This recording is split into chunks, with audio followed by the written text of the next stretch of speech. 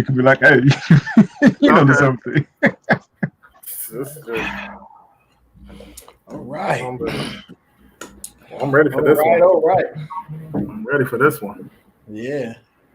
Auntie, I mean, mama, don't hold back though. We love it when you go Don't all hold the way back. in. You need to. There's only one speed on this show. That's Hi. right. You gonna go all It's the way getting in. more scary by the minute because I asked Yeah. what it was like. I never really got understanding, but what else, but we're good. We live We're now. survivors. Yeah. We live out here. Bismillahirrahmanirrahim. Alhamdulillah Rabbil Alameen Rahmanir Rahim Maliki Yawmiddin Iyyaka na'budu wa iyyaka nasta'in ihdinas siratal mustaqim siratal ladzina an'amta 'alaihim ghayril maghdubi 'alaihim waladdallin. Amen. What up? What's the word? That's right. Assalamu alaikum, yeah. The good word. Welcome to Good Vibes with the Good Brothers, episode 13? Lucky number? Is it 14. 13 was the 14? last one. Yep. Oh, okay. It was lucky number 14. 14. This is it. We always go to run down Black history, but we're gonna go deep with Black history. We got a frontline pioneer, mother, soldier. She in the trenches. You know what I'm saying? Auntie. You already know. Yeah, you already know. Like she really out here in the trenches. She's in the trenches with the people. She just ain't in the box. You know what I'm saying? And she out here helping for real. And she got the stories. You know what I'm saying, to help us and learn us something. She gonna learn us something today. You know, we got Mother Tahirah, Khalid. This is a pleasure, super pleasure. You know what I'm saying? To deal with from Man. We got my man's. Good brother. Low key OG, you know what I'm saying? He's so low with it. You don't even know with it. Exactly. He's so low. So you be like, man, Bilal got three PhDs.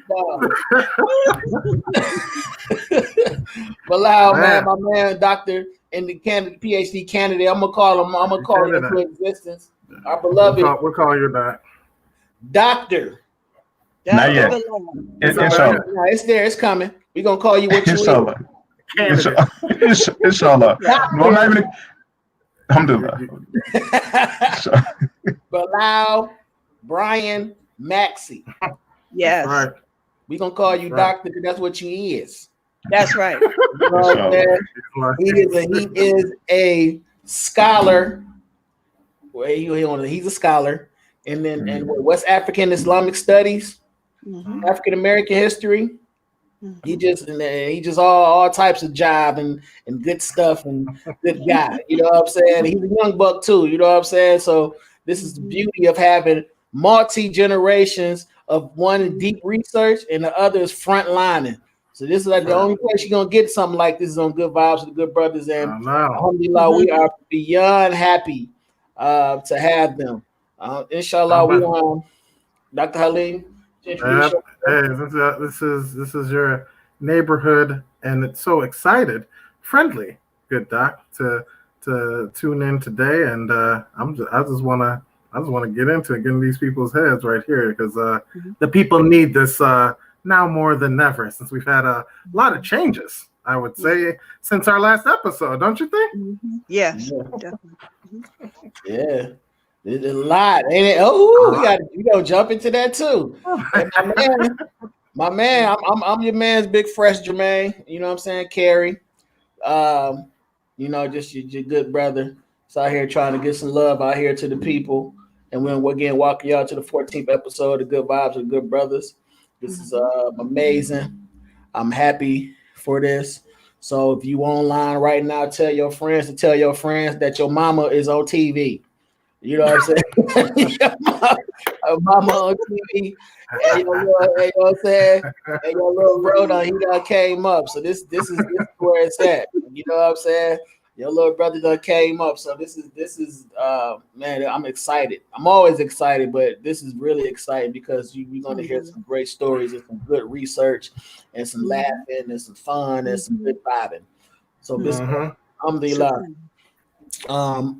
Mother Tahirah, Mom, yeah. Could you introduce yourself to the people, and then I'll, give the little rundown on your biography. Okay. Up to the people.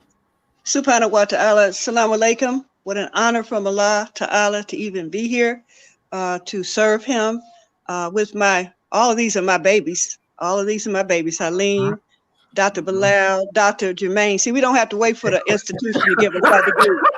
Yeah, I see that one coming. Everybody on here is a doctor. Okay, that's why I stopped. I knew I didn't need the paper.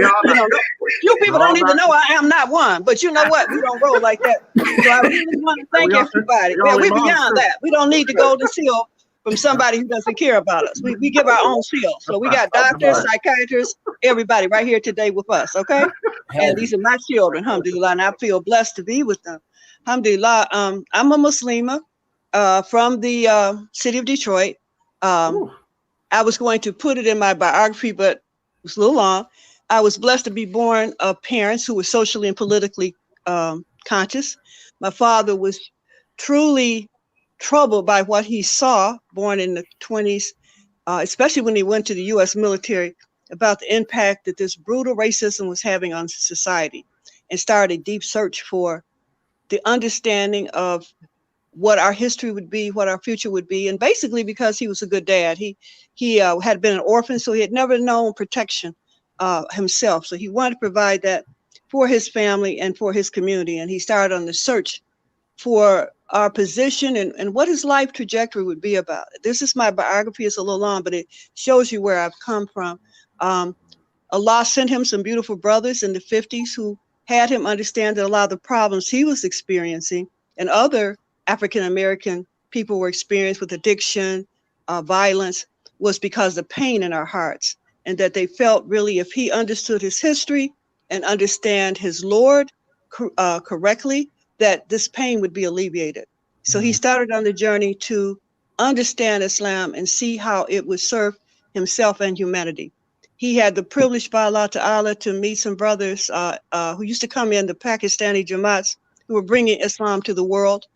They encouraged him to make a Hajj, the blessed trip of Hajj, which he did in 1957. I just found out he made Hajj before Malcolm did. But he had the same blessed sweetheart brother, El Hajj, Malik Shabazz. But I saw the transformation. I witnessed the transformation on my father's being, his soul, his perspective, as he learned and grew as a Muslim. So my journey has been informed by my parents. My mother stuck by her husband, even though she didn't understand all the time the journey. But she wasn't the Black woman that the society would have us believe, the woman who abandons her man, who's not going to protect her man, even when she does understand.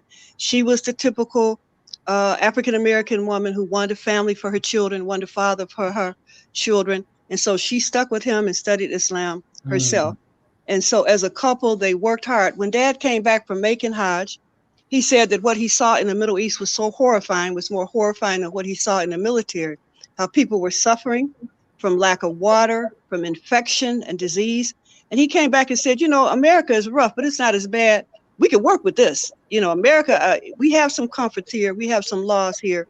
We as African-Americans have to really work to improve ourselves. We can't leave that in the hands of the people who transgressed against us. And so he started working really diligently to build a Islamic community, work with the different cultures, help build a place called El Mumineen Mosque, which is famous. Everybody and their brother has been to El Mumineen. It's a little house in Detroit because people were searching for the truth. So I have seen the trajectory of Islam on this society, and I've tried to take what I've seen and use it as a humanitarian. I consider myself a humanitarian. I consider myself everyone's mother, to implement Islam in this community so our community had the benefit of this knowledge, this blessing. What I saw Islam do was really lift us in terms of dignity. We had pathologized, right, brother? We have, in the U.S. Constitution, Brother Jabril showed me the other night, we're still in there as 3/5 of a human being. That's we right. had one of the worst enslavements known to man, called chattel slavery. We were treated as animals. We were actually in the category of the animals and justified their cruelty to us, which, has fallen back on them. That's another story. But we have survived. And my goal now is for the world to see us in our greatness. I'm sick of the stories of sorrow and pain. We know it's real, but How great are we that we succumbed what has been placed upon us?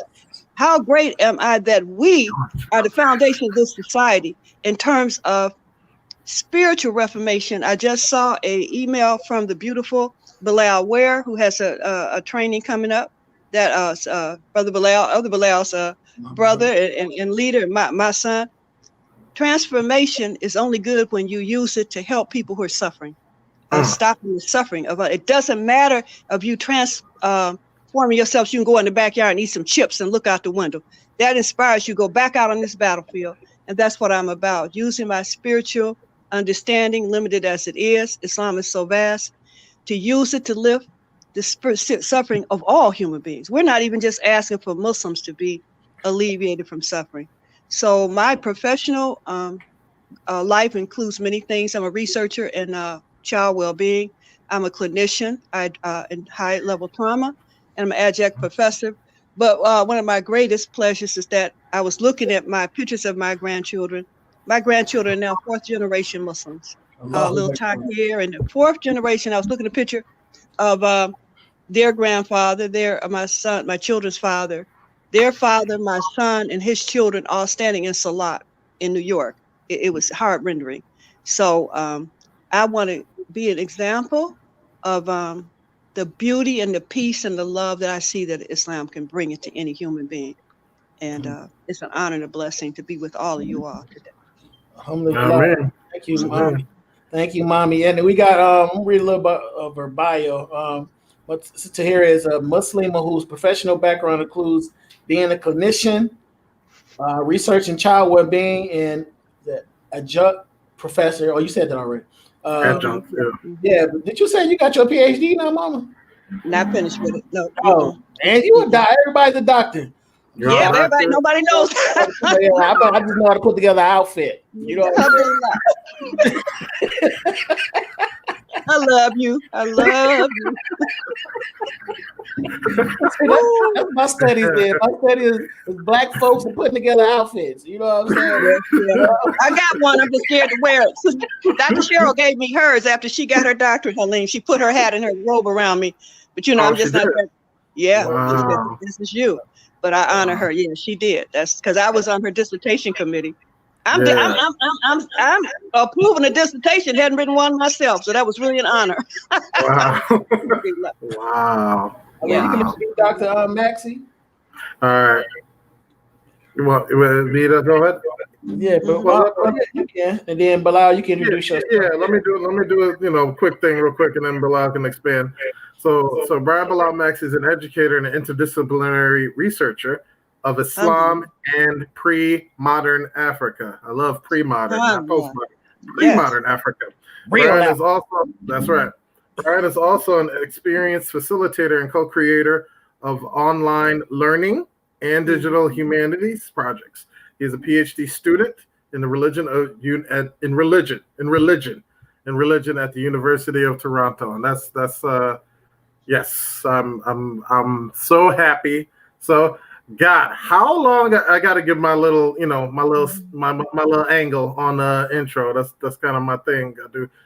How many years ago? I remember you were working for, when I first met you, you were working for transportation rights, like the bus system stuff, and you were a community organizer. And it was, I remember that one other organization we don't hear about no more, Moses, going back and forth. It's been many years. Almost 10 years. So how have you? Tell us about yourself and how things have gone. What's up? Yeah. Alhamdulillah. Bismillah ar-Rahman ar-Rahim. Like Sister Tahirah said, it's an honor to be here with y'all brothers. We used to do this 10 years ago when we first met, like all the time, right? We used to be up late at the masjid at the Muslim Center having these kind of conversations. So I'm really excited to be able to do this with y'all again. But alhamdulillah, over this, I guess it's been 10 years now since I've been back. Well, I just left, but I just got back 10 years ago to Detroit. So I'll tell my story. Halim kind of spoke to it a little bit. It's been a long journey to get into the PhD. And inshallah, I appreciate all the kind of like encouragement and the dua. Inshallah, I'll be a doctor in a few more years. but I appreciate the respect and the recognition. And so as far as my journey, it's been kind of having a pretty focus over these years on that as a goal. And I see this just like Sister here, and I can't even follow the wisdom that she shared with us. But as far as my introduction, doing this work in a PhD, studying religion, studying pre-modern Africa, all of this for me is about building that kind of building upon that history that we have, and just kind of validating it as we already knew it. So these are things that we've had our ancestors and our elders telling us about for the longest time, and it's just a matter of connecting what they've been telling us with what's there. Right? There's all this data, all this information, all this research, all this history, living and in archives and in documents and in traditions that we don't have to look to somebody else to tell us about it. We learn the language, we learn the research, we learn where this stuff is at, who the people we can talk to, and we can access it just like the folks that try to tell us about another tradition access the Greeks classics and the Roman classics. We have our own that are connected to those classics, but also have our own traditions. And so that's why, inshallah, I just want to build on what mothers like Sister Tahirah are doing here. Oh, mashallah. Inshallah. Alhamdulillah. Well, Holly, I'm gonna let you set it off big time. So wow. I want to know. What do I want to know from you? I want to know what is. I have people asking me a lot of different things, like what's the best thing to know about Islam and this and that and what have you. But you got a lot of people now, and our demographics is starting to be more and more diverse. So there's a lot of non-Black people that watch this show, that are watching this show, and they're thirsty for some good chocolate history. All right. So what do you think? You saw that little vibe there. So what do you think? What do you thought? What do you? We tasted it. Yeah. What do you think is among the most important things for our people, and for our people, and then and specifically because our demographic is heavily Black Muslim, young Black Muslim men. So what would you want? What's the most important thing in terms of Black history, in terms of our story, which is our thing that our people need to know, but also people who don't have our background and history, what do they need to know about us? So, Auntie, please talk to us. That's a powerful question, and it's something I'm confronted with every day. What we have to do is understand the power of the programming that the people who came, who used us, sold us. What I understand, African Americans, we have built the most powerful on our backs. This nation become one of the most powerful nations in history of mankind. The people who suppressed us and who have benefited from us have gone to every extent possible, nationally, internationally, to defame us. I think what's frightened everyone that we could sustain ourselves in terms of the degradation, the humility, the humiliation. We know that even in the Quran, slavery was a part of human condition, but there were rules to enslavement. You didn't take the child from its mother. The child could keep the name of its father, even if it wasn't an illegal union. They eradicated all that. We were sold. We were put into cattle slavery. We were sold on the slave block. But the most egregious part of it, if you study it, they made it as though it was our fault. And what I see within the mindset of these people out here who don't know their history, they don't know we came here as a Muslim. I just found out was a special Christian Bible that they used for the enslaved. If you read the narratives now, there's a special Bible. And that was the power of my father. My father would not, El Hajj, Usman, Hassanin, Rahimullah, and Khalid, my mother, Hassan, she would try to get him to go to church. And my dad would say, how can someone who sold my sister at the slave bar, who raped the brothers in the community, who've done the most egregious thing known to mankind, gonna give me a book and expect me to follow it? So he came up with the Bible. Obviously, he wasn't reading it. And what is so powerful, Dr. Naeem Akbar said one of the most powerful strategies, and I see it now, is when he made Isa alayhi salam a white man. Yes. Because for the program Negro, you will never fight your enemy when it looks like your God. Okay, these people are wicked, but they were brilliant on the level of exploitation. So they colored Isa alayhi wasalam as a white man with blonde hair and blue eyes, which is geographically, it's really genetically impossible. I was in Oman with my daughter. You stay in the desert long enough, you're going to be black. Your hair is going to curl back. So if he started out being blonde, he wouldn't end up being blonde when he stayed over in the desert that long. But he took, and so many African Americans, and I think in deference to our grandmothers, even though Christianity wasn't given to them for their benefit, it was given to them for their exploitation. Our grandmothers used it for the best and became some of the best people on earth. It didn't happen. They took something that was meant for their destruction and made it beautiful. Because some of the best Christians I know are our grandmothers. So I'm not beating up on what our families understood, but we understand the programming. What I do when I go out to these different masjids, Canton, West Bloomfield, I let them know. You have been told by a man who we are. You don't even have racism in you on your own. You took the racism of somebody who's going to, and they're all black now, but they don't know they're not white. And see, I understand working in the medical system, race is a social construct. They scored all these Arabs and Chinese and Indians white because white people are not having babies anymore. You create race for your own advantage. So they sitting out in West Bloomfield, may Allah have mercy on the ones who are righteous, thinking they white. That's a joke.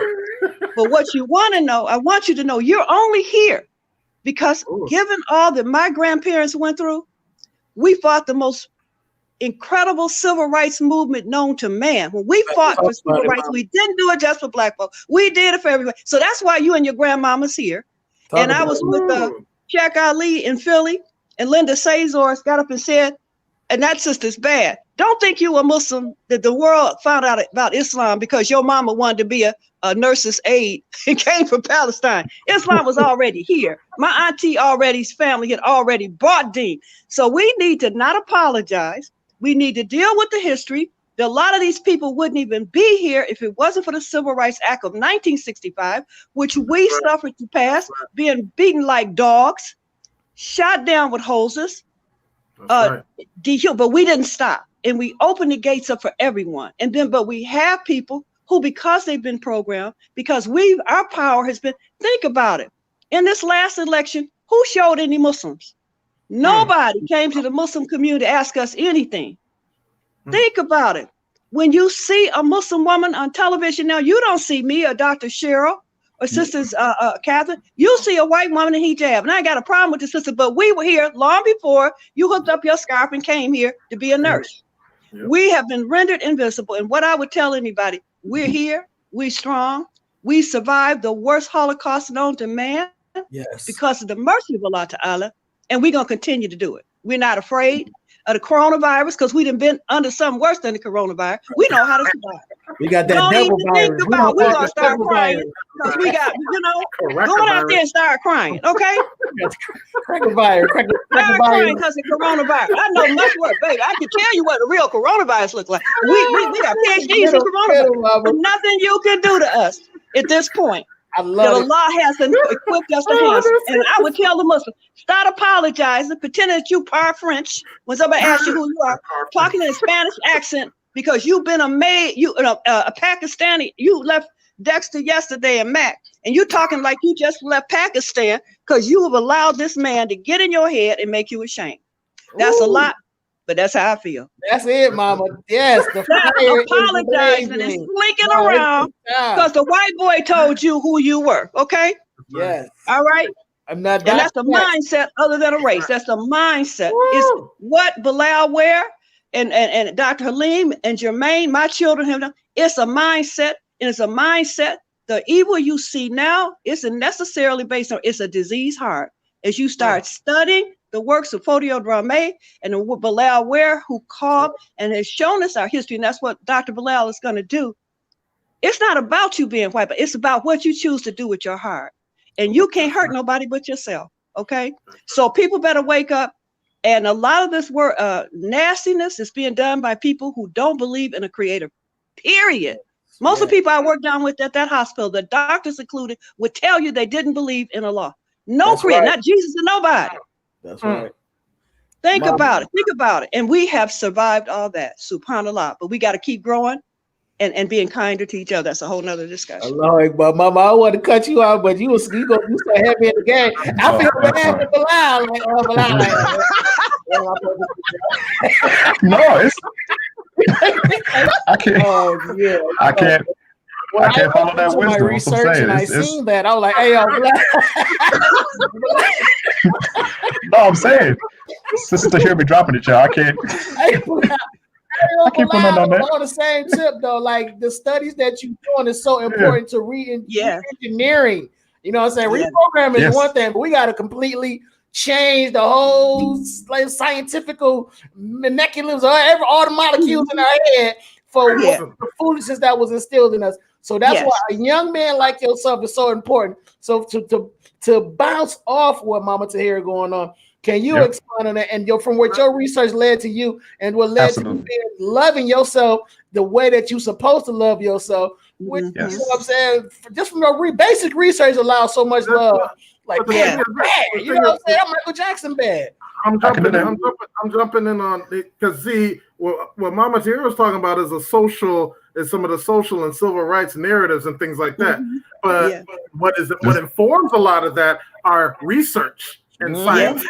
There's a whole history of devilish, racist research, history, how we're looked at, eugenics, all this other stuff that informs and funds and fuels these types of things. So that is where the academians who shoot their shots at the ivory tower, you know what I'm saying?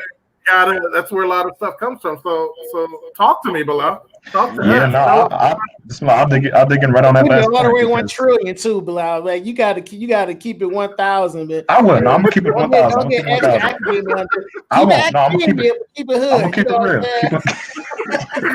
real. So the first thing I was gonna say is building on what Sister Tahirah said, Halim, Jermaine, is there's a history to everything Sister Tahirah said. There's the history for us as a people in America. And when I say us, when I say here, I'm in Canada and it connects across the border as well. But the point I'm trying to make here is when we look at the history of that institution, that chattel slavery institution, one of the things that's most kind of like to the point, really hits at it on that particular topic is the innovation. When people talk about innovation being bad innovation, that was the worst of all innovations. When you think about the concept of slavery, it still exists now.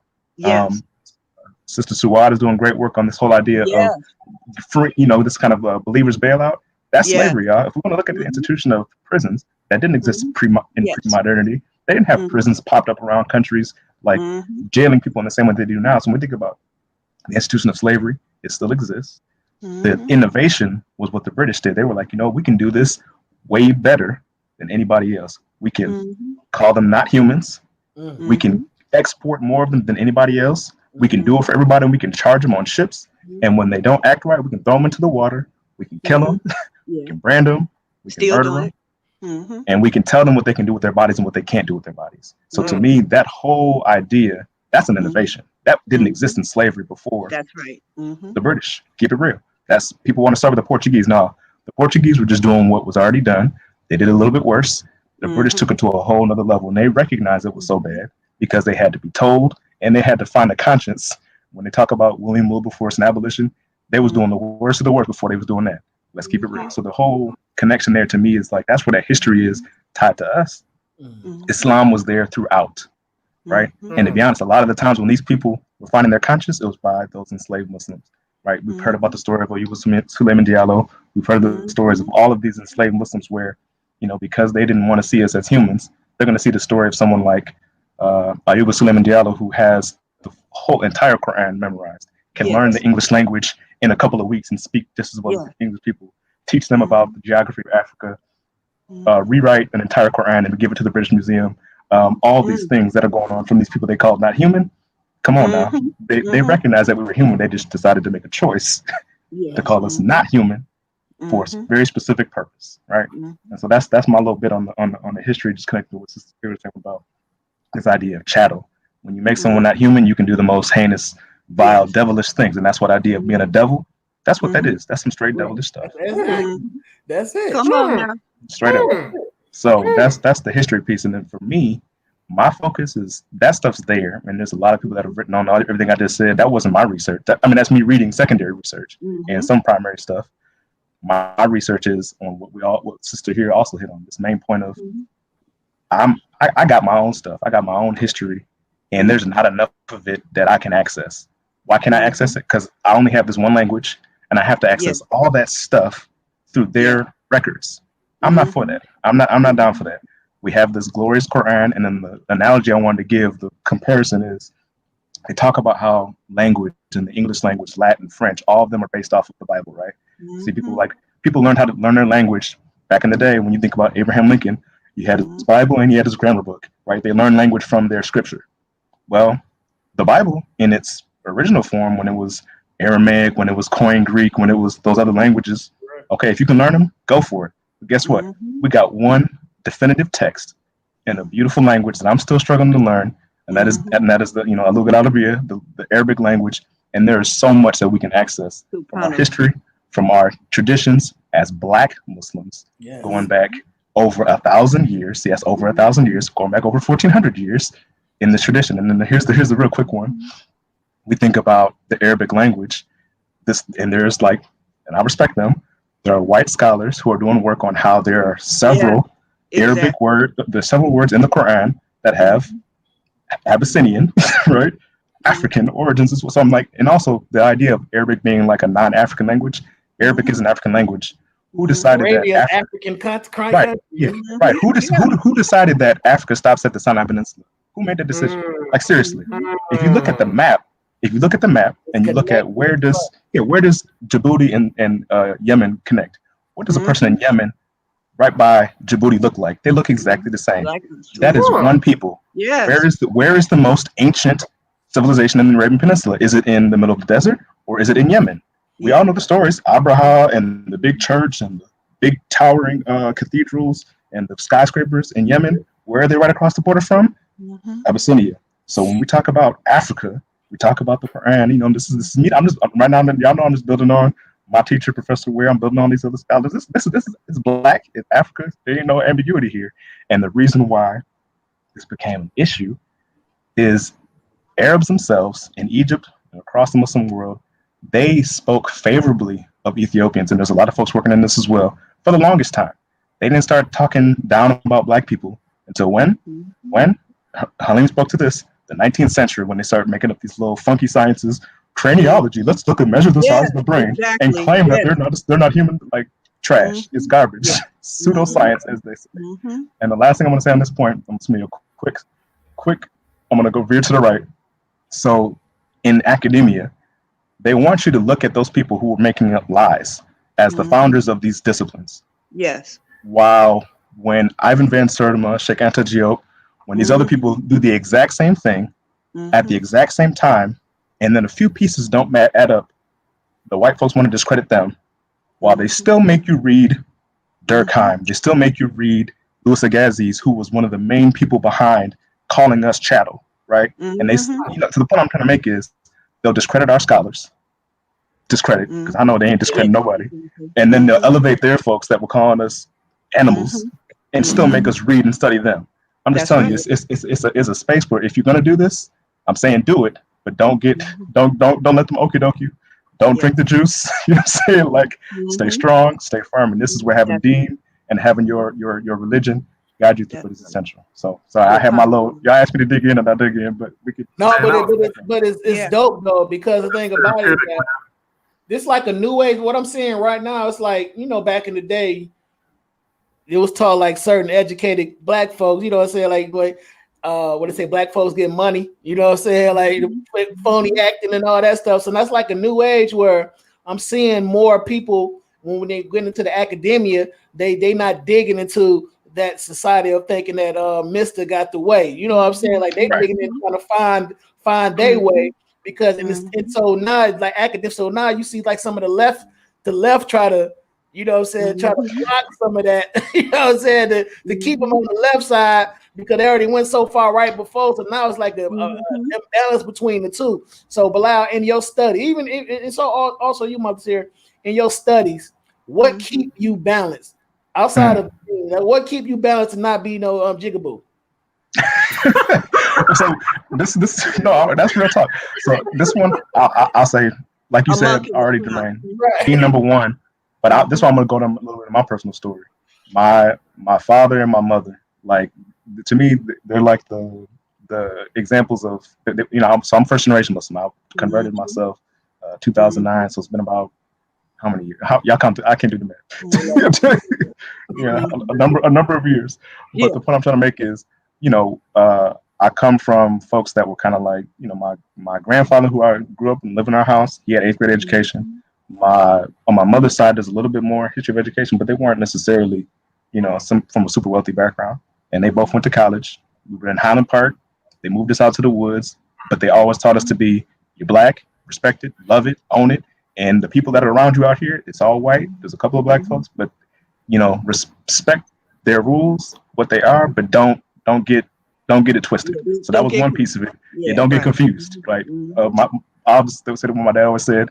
The reason why he wanted to move us was it was harder to keep he said the N word, right, out of you, staying in Highland Park, than to put the black in you. It's easier to put the black in you than to keep the, you know, to keep the nigga out of you. Yeah, that was what you said. Nigga out you.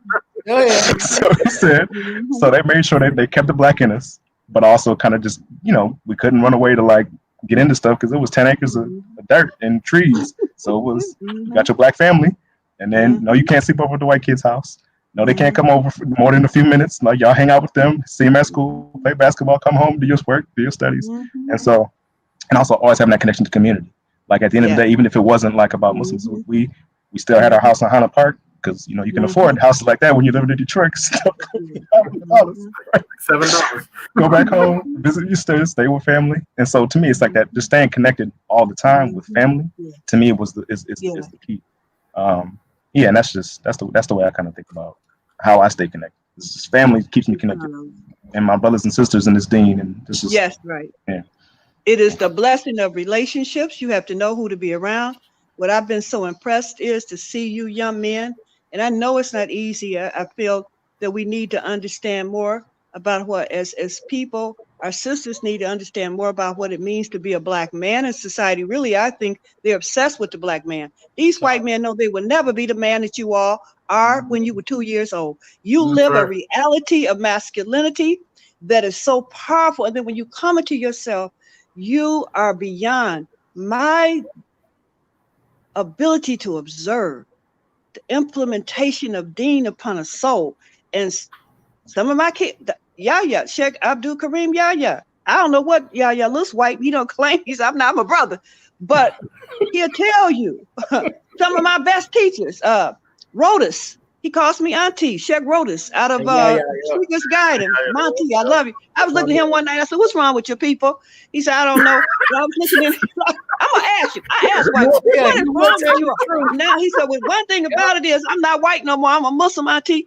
You know, and just having those kind of dialogues. And he said, "I saw my mother fight me when I decided to be a Muslim and go to Mauritania, up on campus, drinking, acting a fool. I decided to become a Muslim, and she cried." He said, "I felt like I hit her in the jaw." I said, "Where is she now?" He said, "Auntie, I gave her Shahada a year ago." She became a Muslim after everything. Seeing that Islam changes your life, that your example as a Muslim, if people want to fight you. I had one of the young ladies on my project. We have a huge project in Detroit because our babies are dying. It's maternal death and infant death, sickness and death of Black children before 1 year old. Huge dollars. I run one of the programs. So we're dealing with our mothers, and what we're dealing with, the pathology they have upon their souls in being demeaned, called loose women, being demeaned even in the medical system. So at 1 year old, we give them a little party for the baby making it to one, which is not a given in Detroit. And I asked the mothers, "What are the dreams for your children? What is the dream for your son?" And the mother told me, "I don't want my son to be part of the cursed race of people that we're in." Can you imagine that? Our children actually feel, and a significant other, we're cursed because they're using this society as a measurement of well-being. And I said, baby, you're not cursed. Your grandmother wasn't cursed. I know we're presented as that. We have to really listen to the people. I had one of the students at Wayne State, Professor, I just don't understand why we the most pitiful people. I said, look, back up. You know, you just failed this class. But let me ask you this. Were you brought here to go to Wayne State, or you brought here to be a slave? Baby, you was brought here to pick cotton. I don't think you're doing that right now. I don't even pretend you were supposed to be right now, 7 o'clock in the evening, supposed to be watering the cows, getting ready, going over there to pick some more corn, sell your sister to the master. You're not doing that, are you? Okay, so think about it. He ran out the class. I bet he's still thinking about it. Okay, we're the worst group of people. Why are you letting that pee in your head? So we got to really keep the dialogue going on how our people feel about themselves, being invisible, being shamed. This is the thing that I said there was 21. I didn't even know there were 21 Black professors, philosophers in this country. And they wrote a book. I started to take it, was down to Detroit Public Library, but that's where my Islam kicked in. You couldn't take it out. I started to slide with it. But it said, how do you survive when not only you are not only a problem, you are the problem of the society. These people have made us the problem of the society, the benchmark for all that's wrong. So we need to really love each other. I don't care if you on drug. I'm gonna try to. How you doing, mama? Oh, look at your baby. It's beautiful. We gotta redo the constant messaging that we're a bunch of tramps. You all a bunch of dogs. I asked the girls one day. I said, fill in this sentence. A Black man is and do you know what they feel? That's every one of them. Dog. A dog. Yeah. How are you going to raise your son if he's a dog? And how did you sleep with a dog? Okay, you didn't get the baby by yourself. Dealing with some of the stuff, and they never thought nobody's talking reality to people. Okay, so that's some of the stuff we have to deal with. I want to build on that last thing Sister Tahirah said because it just made me think about the concept of the show, and it made me think of something that I learned about my grandfather and his community, the one that I mentioned, kind of grew up with a little bit, obviously in the home with my father. And that is this idea that we're not good, right? That Black men, that we're somehow as a default, we have to prove that we're good. And that we're not as a default. And the reason why I mentioned my grandfather is because I found out, and I knew this happened, but I didn't realize it was this close to home, literally in my home. So in the 1920s in Mississippi, he was born in 1916. Grew up in probably was born up in the house in Glen Allen. So that's when they burned people in the homes. There was a flood in Mississippi in 1927 flood. So as the whole Mississippi Delta got flooded, and because of the Red Cross, the way they decided to give out aid, the Black people who were flooded in the Delta were put into basically, you could call them relief camps, but they were not allowed to leave. And in order to get the relief, they had to work the levees. They had to build the levees. And anyone that tried to escape, and there's a really good through-line episode that actually talks about, this is a podcast on NPR, the episode about the flood of 27. Apparently all the people, the Black people that were forced to work on the levees, if they tried to leave and just kind of escape north, which is what everybody was doing at the time, they would be killed. They would have kids, 8 years old, white kids with guns. They would shoot people. People were treated like dogs. And this is the truth. This is in my grandfather's lifetime. He was in the community, Glen Allen, which was close to Greenville. They sent relief ships to Greenville. Not a single Black person got on the relief ship to escape Greenville. Not because they didn't want to, because they were being held at gunpoint, forced to stay on the plantations that they were sharecropping, or work the levee, or stay in the Red Cross camp. And so the reason why I mentioned that story is because my grandfather, his mother died in one of the floods before that. Grew up with his father. Had a strong father. He was a strong father for my father. My father was a strong father for me, and I learned the most from him. When people talk about, who is your father? After the Prophet Muhammad Sallallahu Alaihi Wasallam, the man I look up to the most is my father, and I have no problem saying that, even as a non-Muslim. I kind of look at him, and I told him, he didn't understand this, but I told him, you're like my Abu Talib, right? So basically in the sense that, no one can tell me definitively that Abu Talib was a Muslim when he died. There's a controversy within the tradition about that. But you never hear anyone say anything bad about Abu Talib because of what he did for the Muslims.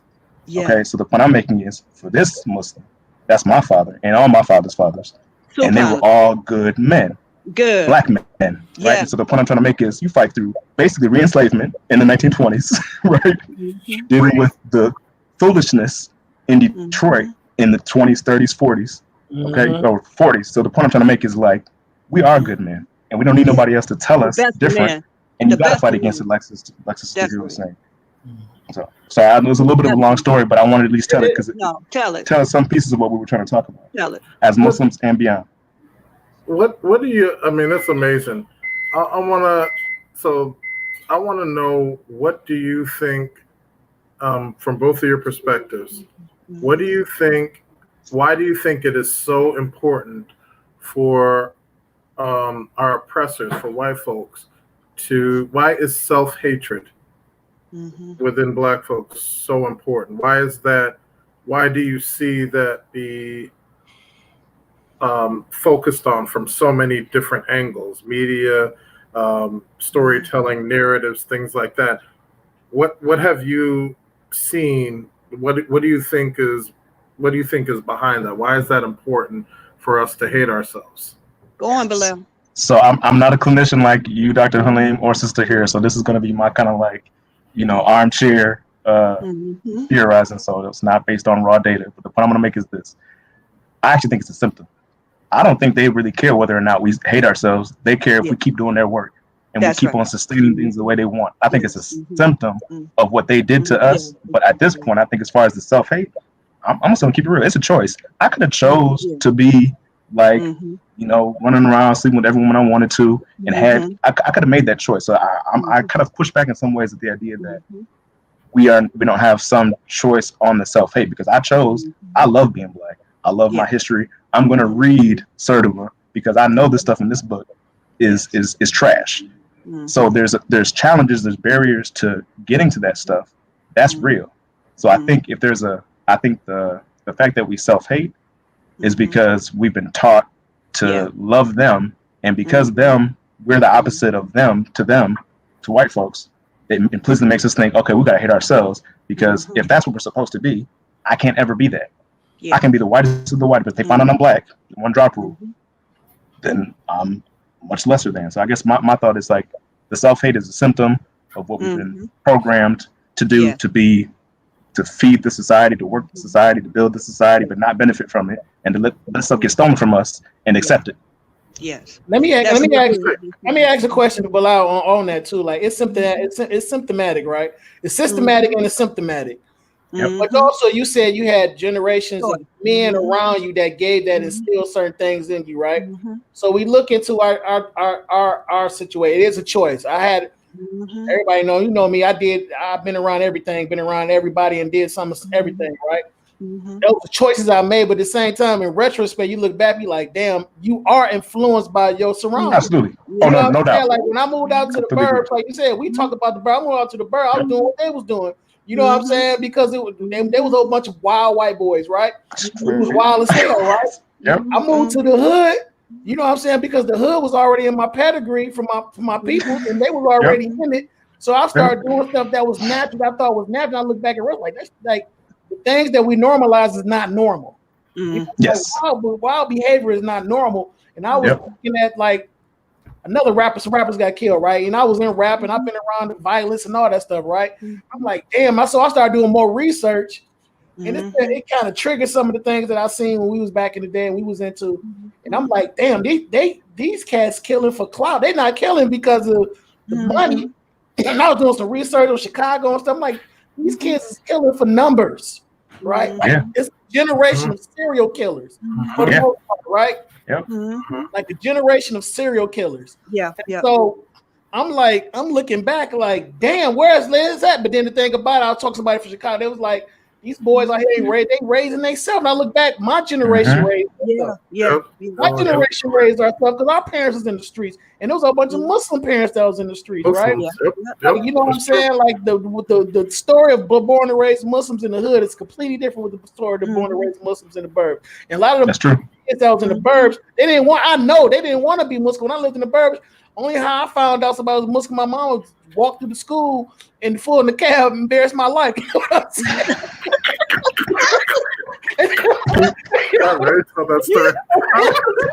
Like, oh man, you Muslim? And so I was like, oh man, get out here. You know what I'm saying? But that's what I found out. So like I say that it's his choice, but the thing about it, it's so generational. I completely agree. Yeah. Yeah, and also, and it's no examples. Like it had to take a lot of like some people like myself. You go back to Malcolm X, different people from the nation to fall down. You know what I'm saying? To realize, like, to instill that love. Even though, but again, I had people from the nation, so it was going to eventually catch up to me. My father being a nation, you know, he died from, you know what I'm saying, the worldly things, but at the same time, it was going to catch up to me as far as the black love and instilling black love in our people. So go back to that, but just want to touch on that, Bilal. Mama Tahirah, you seen the generations, right? You seen the generations from, like, just go off what Halim said. You seen it. You seen from being black and Muslim, and that was the benchmark of class, right? Benchmark the class, not just the because your parents was not in the nation. You know what I'm saying? Your parents came from was on the Sunnah, so it still was the benchmark class. To now, it's like you look in the hood, Philly, Detroit, Chicago, like these gangs are based around Islam, right? Gang, like gang, Muslim gangs, right? Kind of like so. Give us a history of what you've seen as progressing and how. What do you see? Do you see like some positivity out of it? But the bottom line is human beings are still what Allah says in the Quran. He created man in weakness, and so there's a Latin American, Paulo Freire, said, when you've been oppressed, you have to see where the oppressor lies in you. To be oppressed as many times, you become very impressed by the oppressor. You don't want to be oppressed anymore. So you take on the attributes of the oppressor to protect yourself. People break down. This program is provocative to the point that, and they control it. When you look at the fact that our families were destroyed. A brother sent me, Imam Mikhail Sadiq sent me a story about the elephants in Africa. They couldn't feed all the elephants.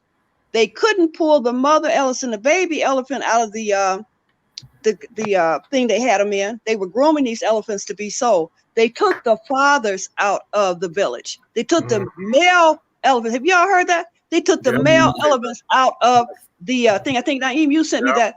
When they took the male elephants out from the baby and the mother, what happened, Halim?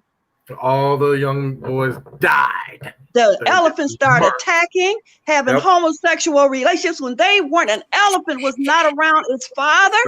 It became buck wild. And everybody's saying, if you can do this to an elephant, this explains our children. They have destroyed our families to the point that a lot of our girls, because they've suffered, don't feel they can get a man, don't want a man, just want a baby. The brothers' mentality with the toxic masculinity feels as many children as they have, they don't have to feed. That's just the poison of not having. I lived in a home with a dad. My father didn't play, and he was a Muslim. He'd tear your behind up if you get you're not doing that. You're not going out here wearing that naked dress. You're not coming in here at 11 o'clock. But we lived in a community where not only your mom and dad were raising you right, it was the lady down the street could tear your butt up and send you home. That evaporated when we thought going out here to the suburbs, living over in Arizona with some white folks was success. We no longer had the family structure, was already weak because of enslavement and Jim Crow and Jane Crow. Let's put her in there too. The people that voted for Trump was white women. White women put Trump in power. They voted for him this last election. I don't care who's on the line. You all put him in order, and you put him in the last time. So Jim and Jane Crow had hold of our families. Our father, my dad, died on the assembly line building cars for Ford Motor Company to try to feed his family. And now you got the narrative the Negroes are lazy. First of all, how do you be a lazy slave? How do you be a lazy slave? Okay. We're given that designation. Black man is irresponsible. He's lazy. He's we can't read. Okay, we're all in special ed. But one thing about this coronavirus, I'm looking at the TV and I didn't know the mayor of Denver was a black man. I didn't know the head of the whole California State, the Board of Education was a black man. We can't read, but we run in hospitals. Right. When I went to the UAE to visit my daughter, the military over there are black men. Second in command that I had dinner with of the U.S. Navy, but you're not going to see him on the news. You're going to see Lil D robbing a bank. And you're going to see Angela shaking it up, shaking it down on Twitter show. We are allowing ourselves, and we need to pull our children I'm like Naeem Akbar in relation to this. I don't know what we're going to do with this poison called racism, but what we need to do is get home and raise our children. Every one of you all I know are good fathers. That's why I love you. Your kids are not out there drifting up and down the street, robbing banks to get some lunch, okay? And they may be doing some things that are not all there. Mine have been through that and go through that, but you're there trying to raise them. We must protect our children for what is absorbed. Dr. Halim has his son. I know that's a sacrifice in synagogue, reading the Quran. I hear he knows what, 8 juices now? 6 or 8 juices. Baby is a baby. This is what we have to do to supersede this evil, this poison. Come home, raise our children. Dr. Amina McLeod said the first thing that they did for our women in Africa, they stripped our women naked before they put them on that slave ship, because modesty was so much a part of who a lady was in Africa. And when they got here, they were so ashamed. The beautiful sister that does the slave servants of Allah, Sylvia and Diop, said the first thing the sisters did when they got off the boat, but they tried to cover themselves with leaves so they could make their salat. And now we see that our sisters are on the street. What are they doing? They're buck naked. I had somebody tell me a day she would be a Muslim, she have to cover up. Well, you keep it moving then. Keep it moving. If all you got to do, that's why these clowns won't marry. They would rather die than put on a mask, because the Europeans basically walk through the world buck naked with their dog and their drink. Okay, I'm on them. You can't put on a mask because you ain't had no underwear and no clothes on. You out running naked. So you're going to rather die, number one, before you have somebody tell you what to do or put any cloth on. It's a state of mind. But we allow them to rule us. See, that's the problem I got. Yeah. That little Rashida is up there butt naked because Karen is butt naked. Some of the things we have control over, okay? Yes. A lot of what we do. We have a lot that we can do. Yeah, I mean, Moose said this, like, and when we went to go take Desire to Imam Lukman grave, and Moose said something his daddy said. He said a big radio host asked his daddy, like, how can we change racism? He said racism only can change it, white people change it. Yeah, you know what I'm saying? He said that the oppressor have a problem with following the oppressed. The oppressed have a problem with following the oppressor. You know what I'm saying? So whatever they doing, we gonna come behind and do. So that's go back to the narrative. We think so lowly of ourselves. We think because that devil think lowly of us. You know what I'm saying? And so the thing is this, like, we don't think lowly of ourselves. So the narrative, and that's why, again, Halim going, we call it good vibes with the good brothers because we good people. We fight, I understand, there's knuckleheads at time and did knucklehead things, you know what I'm saying? But when you put instill a good energy and a good narrative in front of people, it changed people's lives. It's so many children right now that me and Halim have programs that due to certain things, right, that people stopped. And these kids, 3-4 years later, I don't want to get into it, but we have, every time I see these children, they like, man, I hate that y'all stopped the program. Because they're in the streets. What's left? These streets get shit. It's so hard to get. I know it's hard to get out. So, you know what I'm saying? Like, Alan, you can chime in. You know what I'm saying? Like, the narrative is everything, man. And I'm I want to get to a couple other things before this, but I'm gonna throw my little cent in the hat about why, you know, these self-hating acts are why it is important, and I'll say why. The thing is this: it's a lot deeper. These white folks saw that we're actually in a number of ways, and we can go into things about it. But they saw a superiority physically, in terms of sociologically, just the riches, educationally. They saw the superiority that Black folks had, and you actually had to be superhuman to make the transatlantic slave trade. You know, those of us, I mean, Bilal's, I know, been there, I believe, but have you ever been to one of them slave ports in Goree Island in Senegal? Like,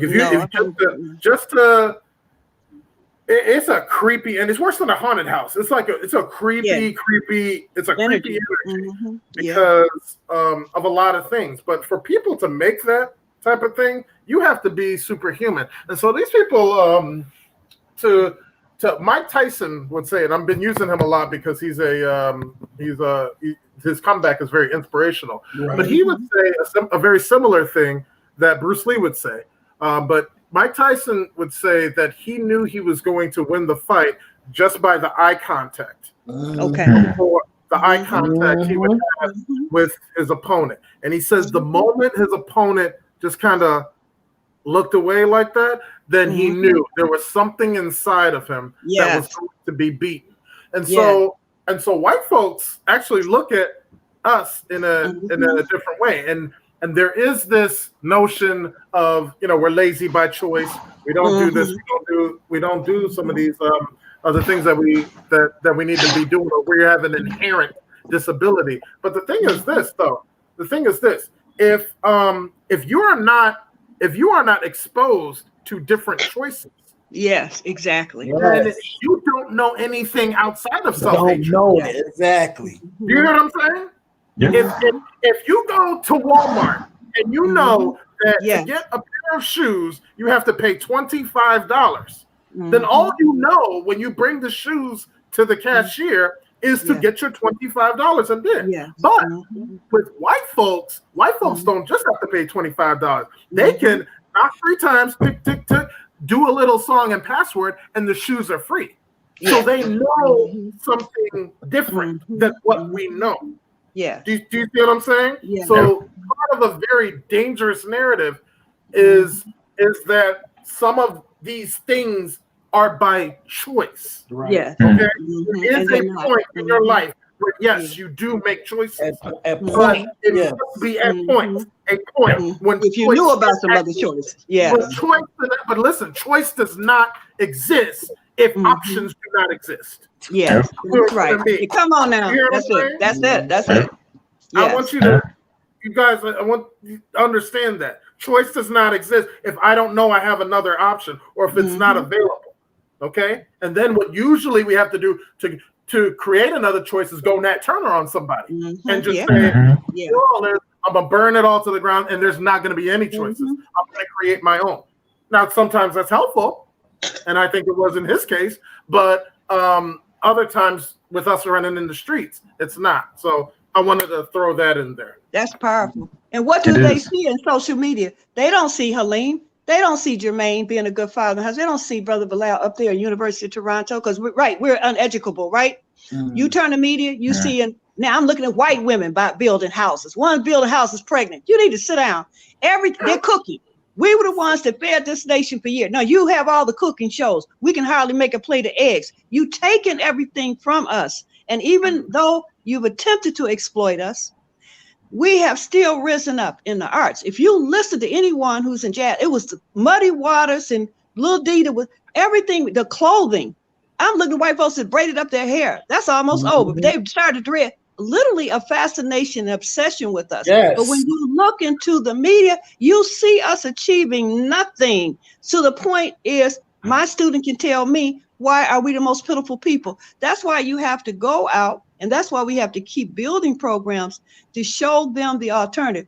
Look at the teachers. When you talk about the Muslim gangs, those people didn't have real Islam. Right. When Malcolm ran into real deen, that brother jumped up and they had some more watered down, crazy, and some of these people came from the Middle East. They didn't know Fatiha, but told us, and my dad just said, because they got straight hair, we believed everything they said, because that's our brain. They didn't know any more about Islam than that bird out here on my balcony. But we accepted it because we were so desperate to rewrite our narrative. Some demons and some users who came into the community, but once again, and I used to hear Sister Sakina Diop, a beautiful leader in our community. She said, I was in the nation. I was misled by a lot of things, but I can tell you one thing. When you sincerely want to know Deen, and she wasn't beating up on the nation, it's just how she progressed to a higher level of Islam. When you sincerely want to know Allah and want to know true Islam, Allah will open the door for you. See, a lot of us were comfortable saying we Muslim, we still robbing banks. Okay, we still out here taking the sister to the welfare office and feeding off her. That's because the deen, the so-called Islam that came in the community wasn't transformable. It wasn't the level that we needed to transform us. But guess what? The majority of us are not out here robbing banks, acting a fool, go with a pair of jeans. One thing I can tell you about a black Muslim, and that's what I can say about some of these Arabs, and I don't want to get into just dividing the community, but I don't see no black folks selling weed and naked pictures in the store.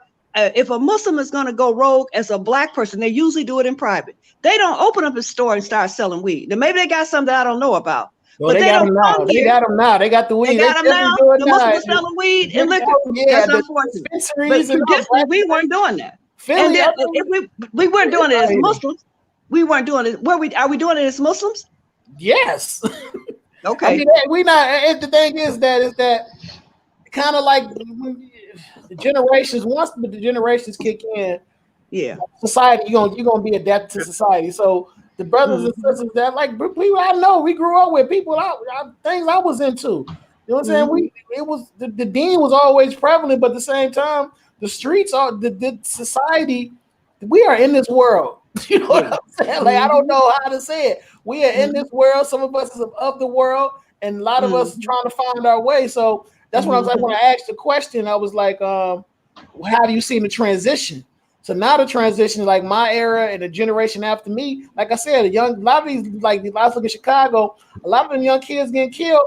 They Muslim, or they come from vice lords. They Muslim vice lords based around Islam. You know what I'm saying? You go. In Philly, you got Muslim crack houses.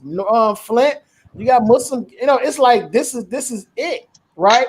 And so it's like they calling themselves Jermaine. They're not Muslim. You can't tell me that. And I know I'll take your word for it, sweetheart. But that's a mixture of madness. And once again, we know that Allah makes Muslims. That's why you can't get Allah makes Muslim. If you want to be in a crack house and be a Muslim. You got some serious problems. That's soul death, and that's another thing around disease heart. But anyone who's truly had real Islam, because once you put the Quran in your body's not even the same. So I would just discount those poor souls as people who are lost. May Allah only know why where they are, and He'll be the ultimate judge. But anybody I believe who's had true deen would be you, Halim, and Dr. Bilal, and Dr. Halim and you. Okay, sure. I don't believe that anybody who's gotten absolute, beautiful, unadulterated Islam would do that. You'll be too scared. You'd be too scared. And that's a divine question. Well, Mama, I think your heart will be broken because a lot of people that you.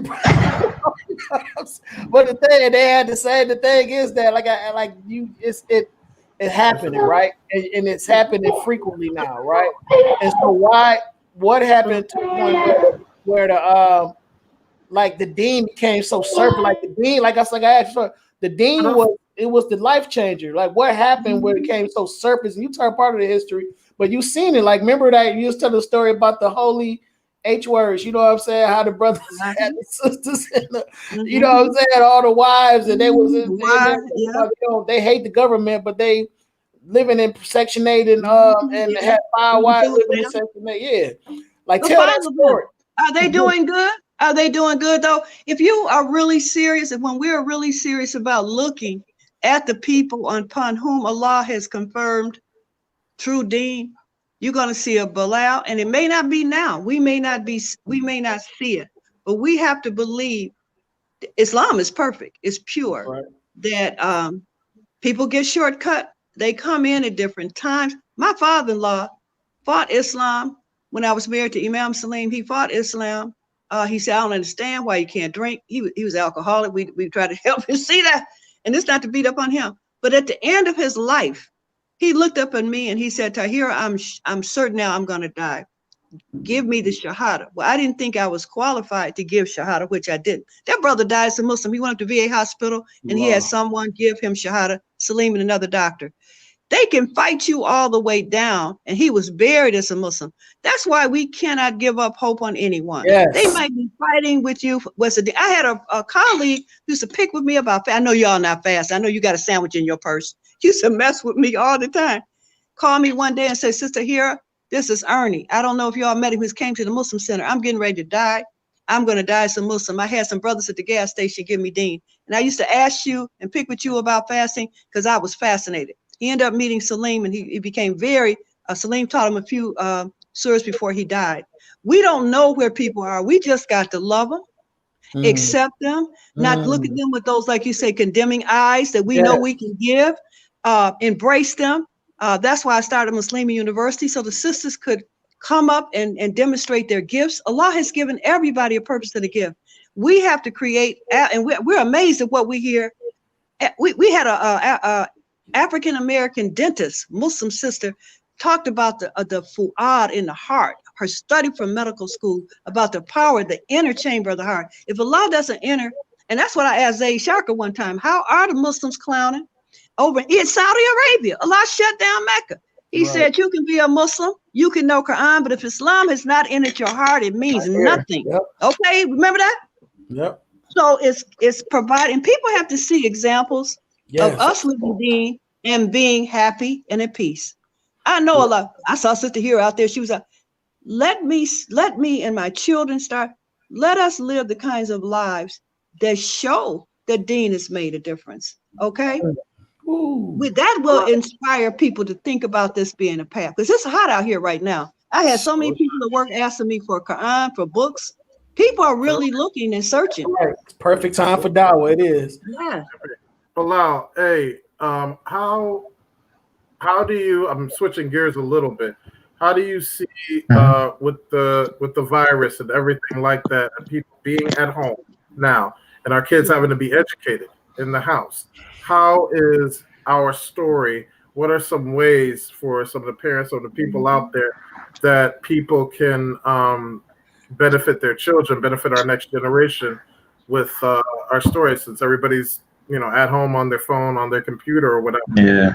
How do we get our story as Black people out there? What should we be teaching, and how should we be teaching, and what should be out there for us?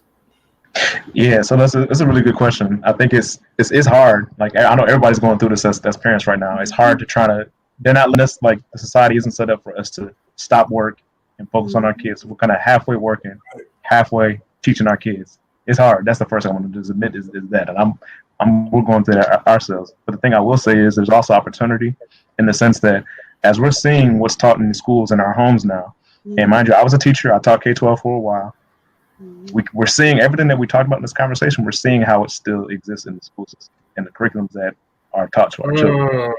And so for me, what I want to say with that is I'm never going to say anything bad about public education because I'm a product of it, and I think there's a good in that. But at the end of the day, it is the way in which you're socialized. So some of the stuff that Jermaine was talking about, being socialized in America, you get most of that in school. That's actually why people are so opposed to this idea of homeschool, because they're like, well, your kid's going to grow up mal-socialized or malfunctioning in the society because they don't know what drugs and I'm not going to drugs and rock and roll. Right. But the point I'm to make is like a lot of the socialization stuff. If we're going to be honest, to me as a Muslim, I don't think we want that. Do we want the academic knowledge from the school? Yeah. Yes, we want the English language because we're in an English speaking society. We want the mathematics.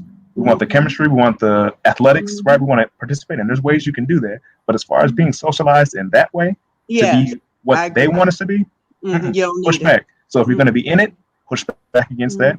Use what the conservatives say, religious freedom. Okay, we're Muslims. We want our religious freedom. So when we want to eat, when we want to pray, you better make accommodations for us.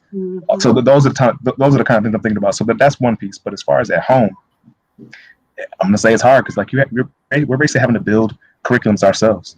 If we want to educate our children in a way that is like affirming and building, there's not a lot out there. There's not a lot out there. And so what I would say is, it's a matter of combining like really rigorous searching for resources, getting as many Islamic texts that your kids can access as that they can read. And then as far as Black history, I feel like we're in a bit of a, personally, I mean, I know there's folks working in this space, so please don't take this as a critique to anyone that's going on.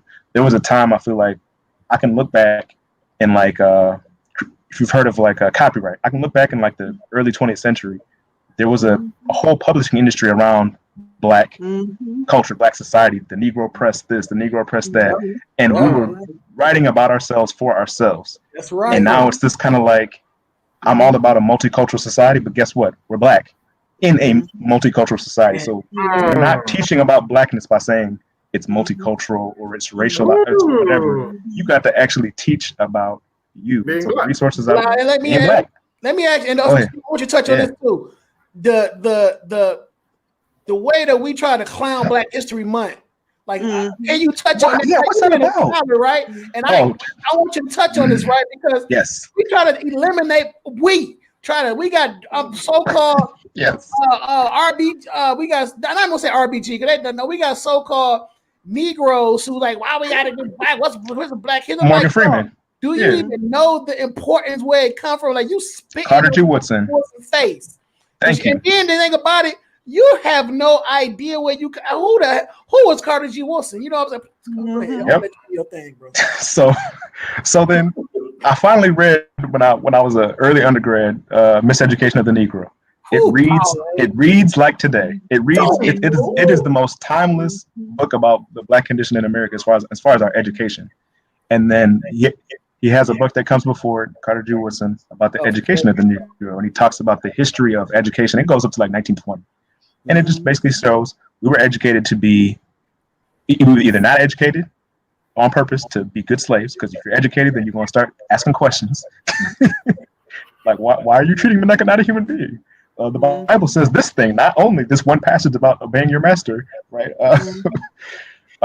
And so I guess what I would say is, if given the lack of like ready-made resources for younger kids and youth, we got to do stories, y'all. You got to have good storytelling. Like, figure out a story that captures your history that you can translate, that your kid will appreciate and understand. That's the first one. And then on top of that, you find, like, I'll give one that I have my daughter watch. There's this, like, you have to use movies sometimes. So there's this show called The Book of Negroes. It's but you want your kids to be older for this one. It's kind of like, to me, it's like a nice redo of Roots, but not the redo that came. But it's like in a kind of Afro-Atlantic Canadian context where the main character is this Muslima woman who basically like frees herself. This is really, to me, it was like, okay, my daughter's black, she's a Muslim. Like, I want her to see this story. This is a woman who like talks about how the person who sold her was this Jewish slave, and he's like, Hebrew. I was like, okay, there's something profound there, right? Like, when this piece where she advocates for her freedom, and taking things that tell a story well, so that our kids will want to investigate for themselves. Because until we have the curriculum set up, you got to find creative ways to get your kids to think and question all the things that they're going to be taught.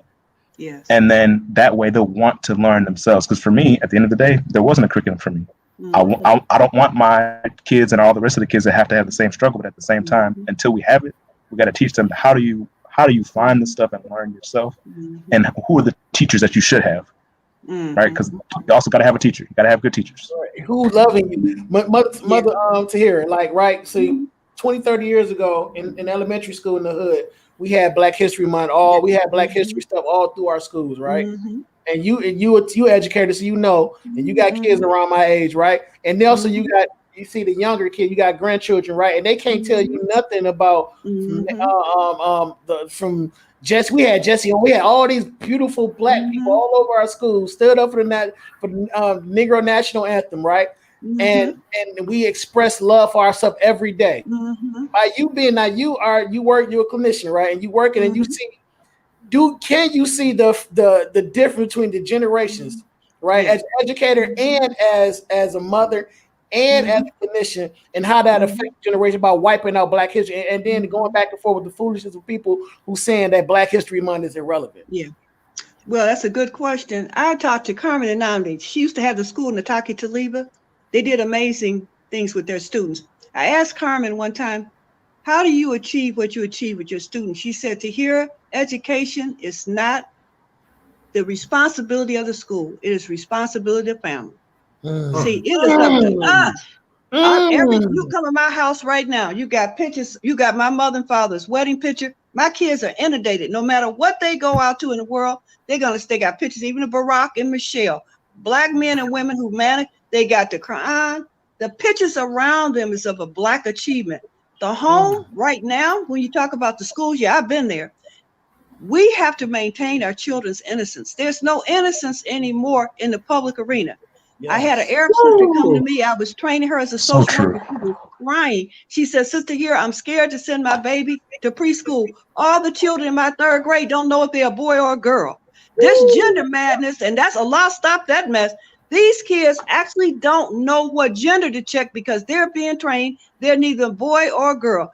I was teaching Wayne State. I had to learn about the LBGTQAIOF because everybody is a bi, and you better say it correctly or you face the lawsuit, you know. So some of the blessing of being in a home is we can protect our children's innocence. That's very primary when you have little ones that are so impressionable about being accepted.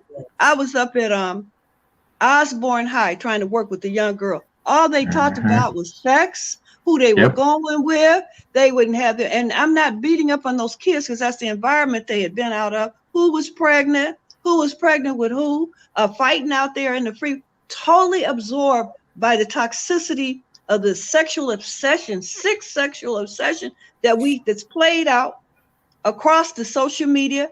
I don't even know what's on these new YouTubes. The girls can go on and see the boys. The boys were talking about how many women they had, couldn't even read and write. It's profound, and you don't know how wicked it is until you get into the arena. We need to keep our children with us until they're able to think for themselves, because what's coming at them, you and I can't even handle. I'm 100 years old and I can't handle the fact that you don't know whether you're a cat or a dog, and it's got to be accepted or it's a lawsuit. What? I'm shocked myself, and I done been in the world. I've worked in a prison, crack murderers, killers. I'm still shocked on what I see in here today that's available to our children so readily. And I was just thinking a minute ago, Sheikh Ali used to say, and this is also very, and all the sheikhs say, anybody can be a Muslim. Anybody. You can't even challenge when a person say they're Muslim. But the Quran is written to the mu'minun, the believer, the person who's trying to put the religion into practice. See, that's the distinction. So you could be a Muslim, gang, crackhead, child sex trafficker, whatever. Everybody want to be known as brother sleazy doo-wop number 3. What somebody called me? Tell your husband, you know, brother Abdul Khalil, Zanchico, doo-wop, Patam is on Ford Hospital, but when you call her, they ask for Sam James. Okay, so we've been living. Benny, ask for Benny. So we've been living, let's be real. You know, it sounds good. I've talked to some sisters. I was married to a Muslim brother. I was his 7th wife. I said, let me ask you something. How did you marry somebody and not study the religion? There is no such thing as the 7th wife, okay? But you jumped ship in there trying to get somebody. We know there have been. You didn't ask. I didn't know. You have to study yourself. Islam is a way of life. It's not just go to church and wave your finger in the air and stumble out. Islam is a way of life. So it's a lot of education we need to do, and we have the opportunity. Like brother Bilal and brother Halim, and then brother Halim just sent his baby on in to be soaked in Islam. Jermaine is raising children there with Dara, man, where you're building neighbor. Your children see you building a nation for the community. My children have been with me in the middle of the night, going to deliver food, going over to masjid, cleaning up. That's what they have to see. Even as much as I give social context, it's still our father. El Hajj was, what impressed me about Dean was the reformation of his character from being a stone out blown alcoholic based on his life challenges. He was hurting and then went to U.S. military and got treated worse there. He came back so far gone in terms of lack of hope, vision, and future with this brutal racism, but just studying under the brothers that Allah sent him to and the Jamaat. Total reference. He didn't even look like himself. The pictures, late pictures of him and the old pictures. I know transformation real, and I walk with that for any human being. He's working with me every day. I'm not all there, but I've got Islam to hold on to. Shaitan has, and I've been listening to the bad brother out of Philly, brother Hanif Fose. Shaitan got something for everybody. He got a little program, and he can wait on you for a lifetime. He's not going to take you down overnight. He's going to take you down in degrees. He don't take you from 100 down to 5. He take you from 100 down to 50, and 50 down to 30, because he got a program for you. And that's what we have to be. We can't give these forces more power than they have. They really don't. We give them power. So let us embrace the test that Allah has put on us to have our family. I told my son, said that this house needs to be drenched in salah. You know, when you look at the walls, ought to have a lot coming off of them. If we doing what we should be doing. And that way we can go out here and maybe have that newer on us and attract somebody to Dean. You know, this is a point where we can really do some reformation and and protect ourselves. I'm so glad I don't have to worry about who's coming around the corner with some madness or something that doesn't mean anything to anybody. This is not a whipping. This is really a blessing that we can be in peace. This is the first Ramadan in all my years I was able to fast in my home. I've always had to fast working. That's just the fate of my life. To be at home, I didn't know what to do. You talk about a blessing. To be at home and really get your Quran read. Let us look for the blessings within the test and get Shaitan's grip off of us. So let us look at the COVID having our children near us. Our children need to be getting up at 4 o'clock in the morning anyway to go to school. That's right. 4 years old, being drugged somewhere to learn. We don't even know what they're learning. They need to be in the bed, warm, get some breakfast, sit down. Their attention span is not that long. This is truly a blessing for our children. And a little bit of stuff that they're teaching us, you can catch up with it. Did the Prophet Muhammad Sallallahu was he lettered? Was Moses lettered? Right. Well, most of the Sahaba and the Prophet Sallallahu the Nabi, were they lettered? No.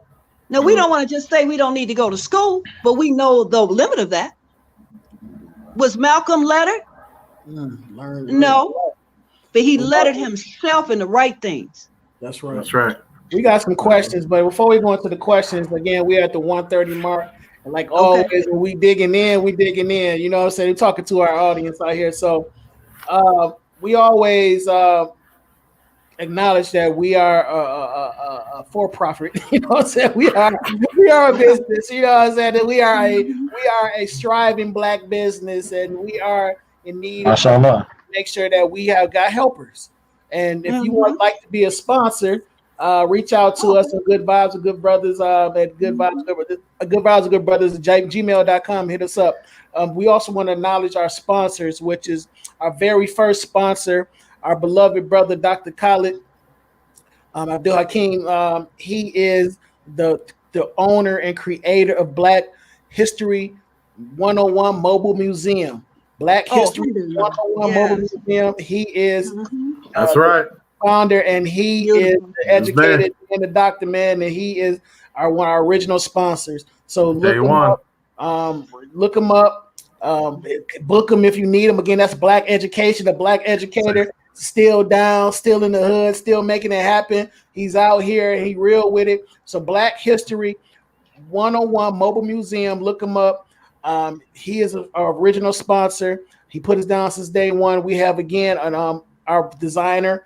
He designed our logo. Steer Kirk and Design Pro Web Solutions. Please look, they hook us up. They do our logos, they do our flyers, they do all that stuff. You know what I'm saying? So Design Pro Web Solution, again, another Black-owned business. You have a team that puts the things together. Design Pro Web Solutions, look them up. They will get you together. Great prices. They are high quality, top notch. And also, we can't forget our beloved family, the Makdis. Imam Rashid Makdi, his wife Instasar, and I always destroy her name, but she is the greatest. She's my auntie. You know what I was saying? that's little auntie. And they Brownages is popping. That's right. Popping. Can't get enough of them. Rounded from Lupita Nyong'o, Beyonce, to that one girl who can't rap. Everybody exactly all of them. They are. Everybody is popping, and they just restocked. They just restocked everybody. So please support Brownages. Get you some brown. Even if you like, you can be like Nelly back in the day and just have a little band-aid on your eye. You why you go in here? Get you some Brownages. They just restocked. So again, let's sell them all again. Let's continue to have everybody supporting them. Like my man Tark Torre said about it. You can't. Yeah, he's bad. Exactly. Yeah. You can't put a Band-Aid on 100 years of racism. Yeah, that's right. A Band-Aid, don't be trying to jock my people's style. Brown just started first. This they Brown is the first. And, this is it. Can't put a Band-Aid on racism. On Black love. And if you have a business and if you want to be a part of Good Vibes, Good Brothers and support this platform, you already know. Reach out to Good Vibes, Good Brothers on at Gmail. Reach out to us. You can cash app. I'm gonna let my man Dr. Khalid. Oh, you want me to put the plate out? Oh, okay, you put the plate out. I thought you were. See, I got to build on this now. So look, you already see the level of amazingness and how it just keeps getting better and better and better and better and better. And like we always say, you wanted Black history. All right, these people, you need that auntie to keep it real for you. Stay here, right here on the show. Okay, Auntie Tahirah. You want the next generation of chocolate history. Okay, you want that next generation, of that smooth, spooky black, black culture. You know what I'm saying? Purple black, blue black. Not just regular. Not the vegetable black. Not 60% cacao. 120,000%. Turn stone black. I know. Turn you into outer space when you read it. Okay, that black. They are the answers to your prayers. Right. Just like we are the answers to your prayers. Okay. That's right. All right. I don't know who's talking, but it must be an angel because we are the answer to prayers. Yeah. And when you make a prayer and it gets answered, you have to support it. And that is where the beautiful Cash App. Say that Cash App one more time. Is brother. Fresh. That's fresh. Right. Okay. Good. Brother Fresh with the $sign in front of it. Put forth your support and and put a good vibe from your account and make it vibe with ours. All right. Because you have a PayPal that is too? where, You got a PayPal too? We can do whatever. Get it set up. Inshallah. Yeah, we got Western Union if you want. Yeah, we can do we got Rayvon come and get it from your house, but it don't matter. All right. Okay, inshallah.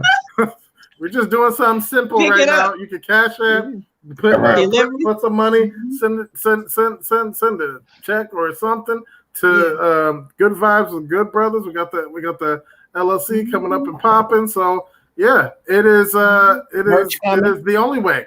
It is the only way. It is the only way you're gonna keep your conversation and your chocolatey goodness flowing thoroughly. That chocolate goodness. We got different. You see the different flavors right here. You got that chocolate goodness. All these flavors. You got caramel. You know what I'm saying? You got how does it look? You got the caramel. Rich dark chocolate. This is rich chocolate. Yeah, this is 70%. You got the peanut butter. You got the caramel peanut butter and the butter pecan powder, man. And then my favorite, milky white chocolate. I got the best of both worlds. It don't get better. So there is no choice. That's why there's no choice but to support Good Vibes with the Good Brothers. It's 2 + 2. So and nobody's taking our joy. That's the victory. We can still laugh, sing, dance, love on each other. The victory, and really, Tariq Touré, Iman introduced me to him. He said, you got to get this stuff out your brain. It will eat you alive inside. Can't think about racism and supremacy every day. Because really, white supremacy is a white man's problem. He's the one who's working it. He thought of it. He's teaching his children it. And then he's profiting from it. See, that's a huge industry that's built on. I asked some psychiatrists the other day. I was on the website. They get on there, race is a social construct. I said, well, then if you know that, why is everything we do coded along race? And when the Black doctors got in and said, because of money and power. See, somebody's going to tell the truth, okay? Why do you still, if you know that race is a social construct, but everything we do is coded to race, and then you use that to evaluate well-being of human beings, how do you justify it? They had no answer. That's the money behind this, baby. This is money. Talking about. Yeah. Foxy liberal. But we got a question. We got a question. For the people. So again, to everybody that again, like Dr. Halim said, donate to Good Vibes of Good Brothers, man. We got bills like everybody else. The information is in the screen. So Venmo with Good Vibes of Good Brothers, Brother Fresh on Cash App. We setting up the PayPal. If you want to reach out to us and send us a check, email us at Good Vibes of Good Brothers. We're gonna let y'all know how to handle that. But we love y'all. We appreciate y'all. Question from Sister Carolyn Hudson. I'm just gonna got a new viewer. Look, welcome to the show. She said, we need solutions to enter our communities. What does that look like for generational change now? Bilal. Good question. Bilal. Yeah. So my thought on that is community control. So there's like been various forms of community control, in our community, Muslim and Black.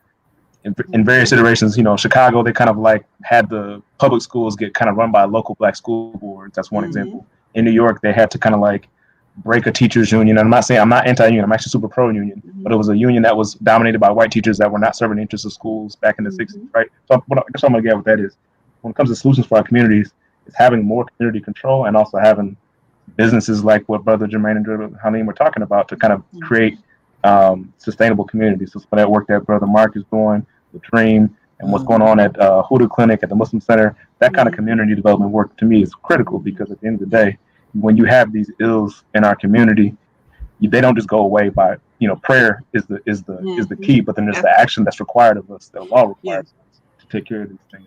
So for me, it's community control from the political to the business and to the educational, because when you have a gap in one of those, that means the devil's, the enemy, whatever you want to call it, going to come in and be like, we're trying to mess stuff up. It's got to be vertical. Beautiful. Inshallah. You got some other questions coming in? Let's see what we got here. All right. So can you ask or touch on the importance? What is the importance of an HBCU?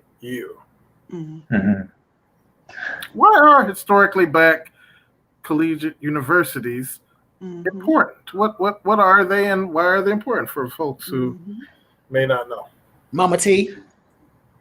Oh, just the basis of all that we have been able to achieve was done because the HBCUs, and we have to say a lot of the HBCUs were supported by white endowments, so everyone is not, on the page of destruction and you have a lot of people who have been committed to see the marginalized empowered.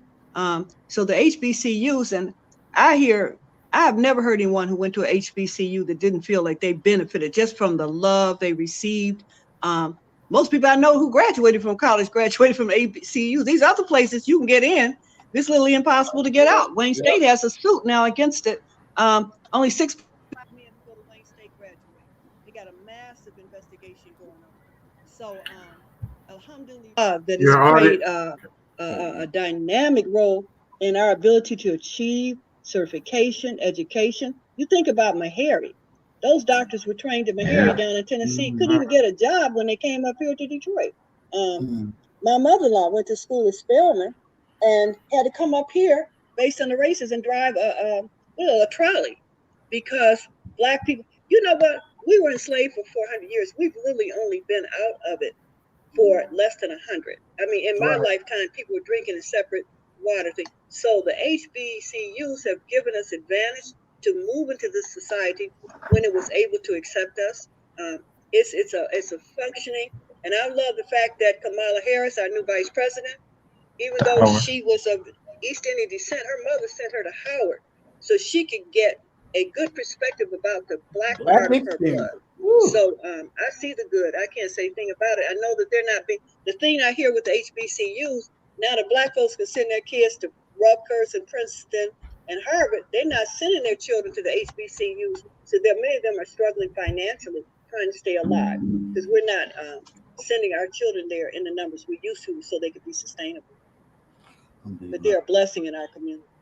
One thing I seen from Deion Sanders, who I personally think is the GOAT of football, right? Deion Sanders is the coach of Jackson State University now, right? And I've seen a trend among a lot of Black folks where they saying they trying to send athletes to Black colleges to just to get that aura, and that's going to boost the revenue off top.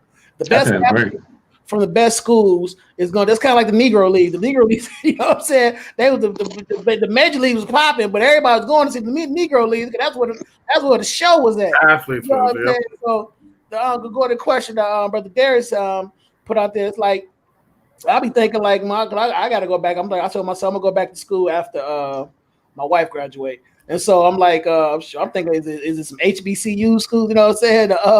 Online I can go to, you know what I'm saying, just to get that experience as far as say I got on my name. But I think just the continuation of supporting HBCUs and that experience. I mean, it's so many from like what they just did. They just did the with the sister with Stacey Abrams, Camilla. Yes. Even if you don't agree her politics, she went to Howard. Stacey Abrams went to was it Spelman or Florida A&M, and then who ran the Democratic Party. She went to HBCU. So like the impact of HBCUs is there, and I think we do need to push that out there. But from a Muslim standpoint, we have to acknowledge our Black American Muslim scholars. Yes, definitely. I'm gonna add that in there too. And when I say access, I seen like, and I remember we had Imam, my pops, you know what I'm saying, Imam Khalid and my other pops, you know what I'm saying, Imam Abdul Malik up in Flint. And we had them on there, and I was like, we got to acknowledge these men. We got to acknowledge Imam Abdullah Elamine. We got to acknowledge Imam Nader. We got to acknowledge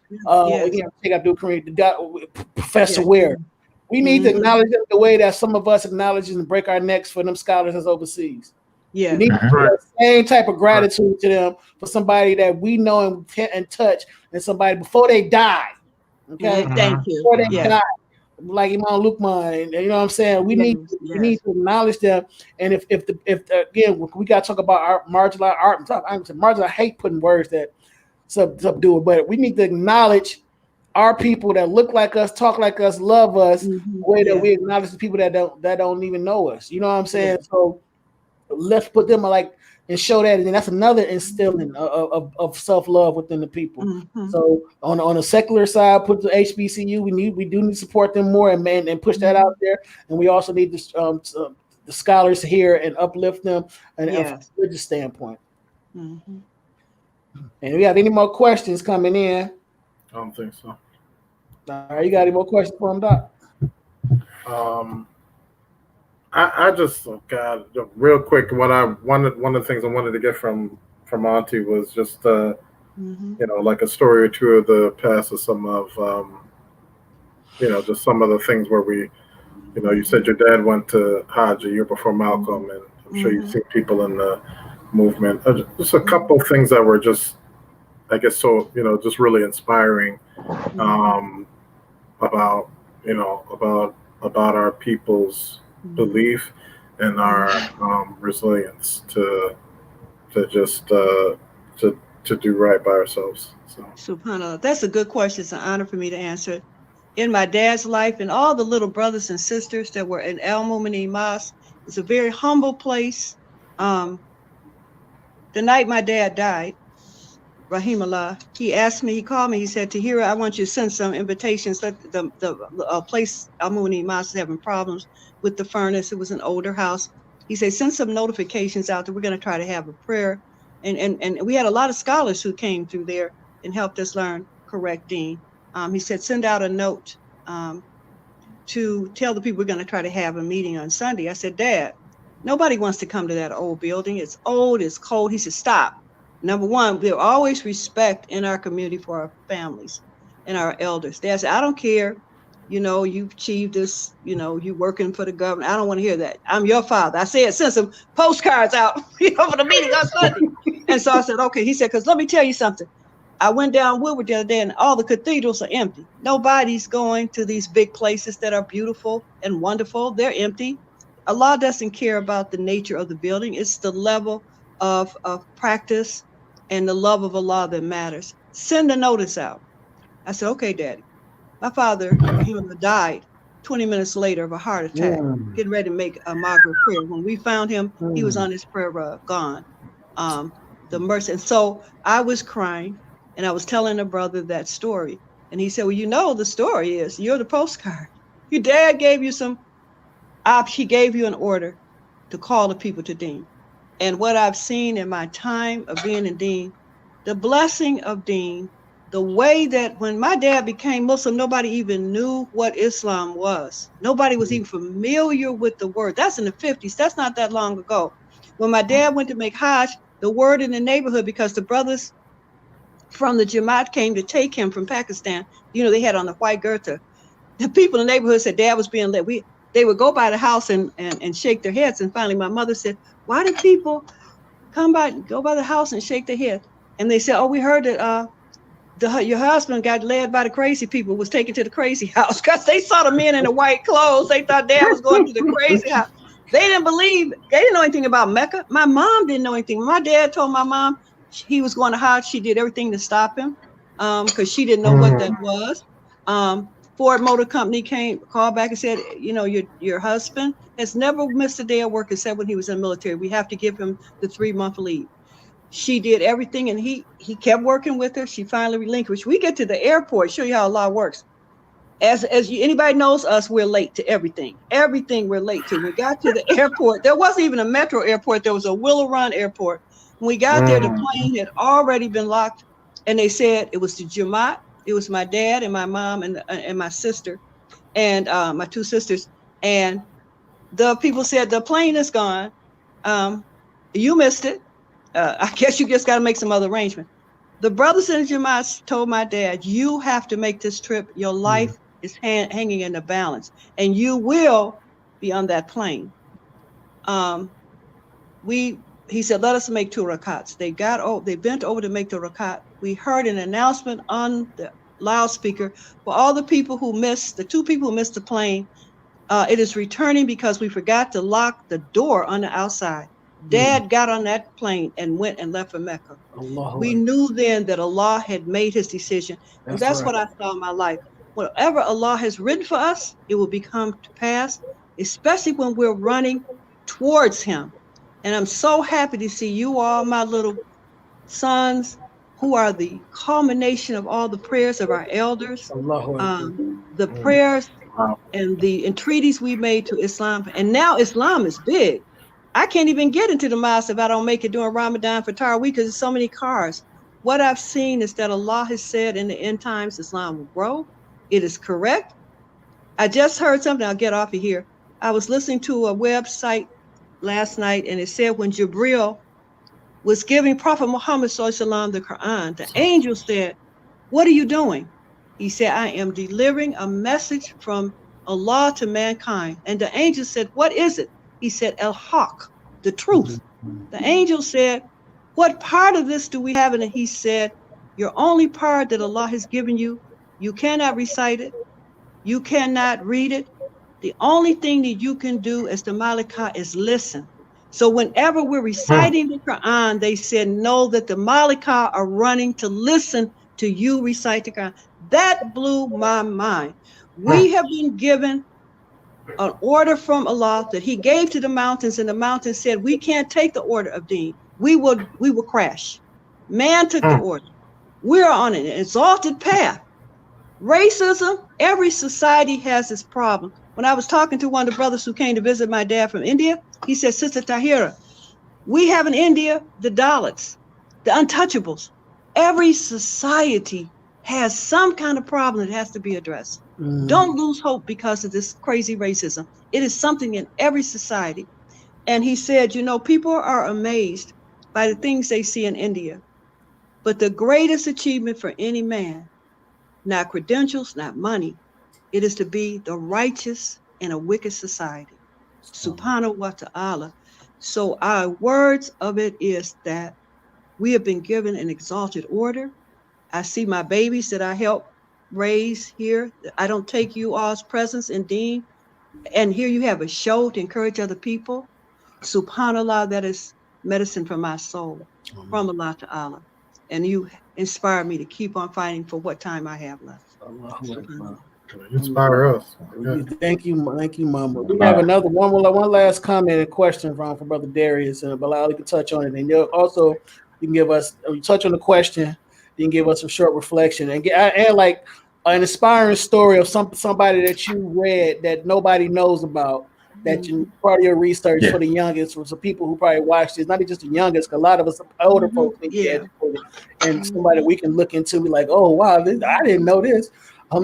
This brother Darius, he said, for those of us who are in populations where there is low to no real numbers of African American Muslims, or conversely, most are on the coon ship.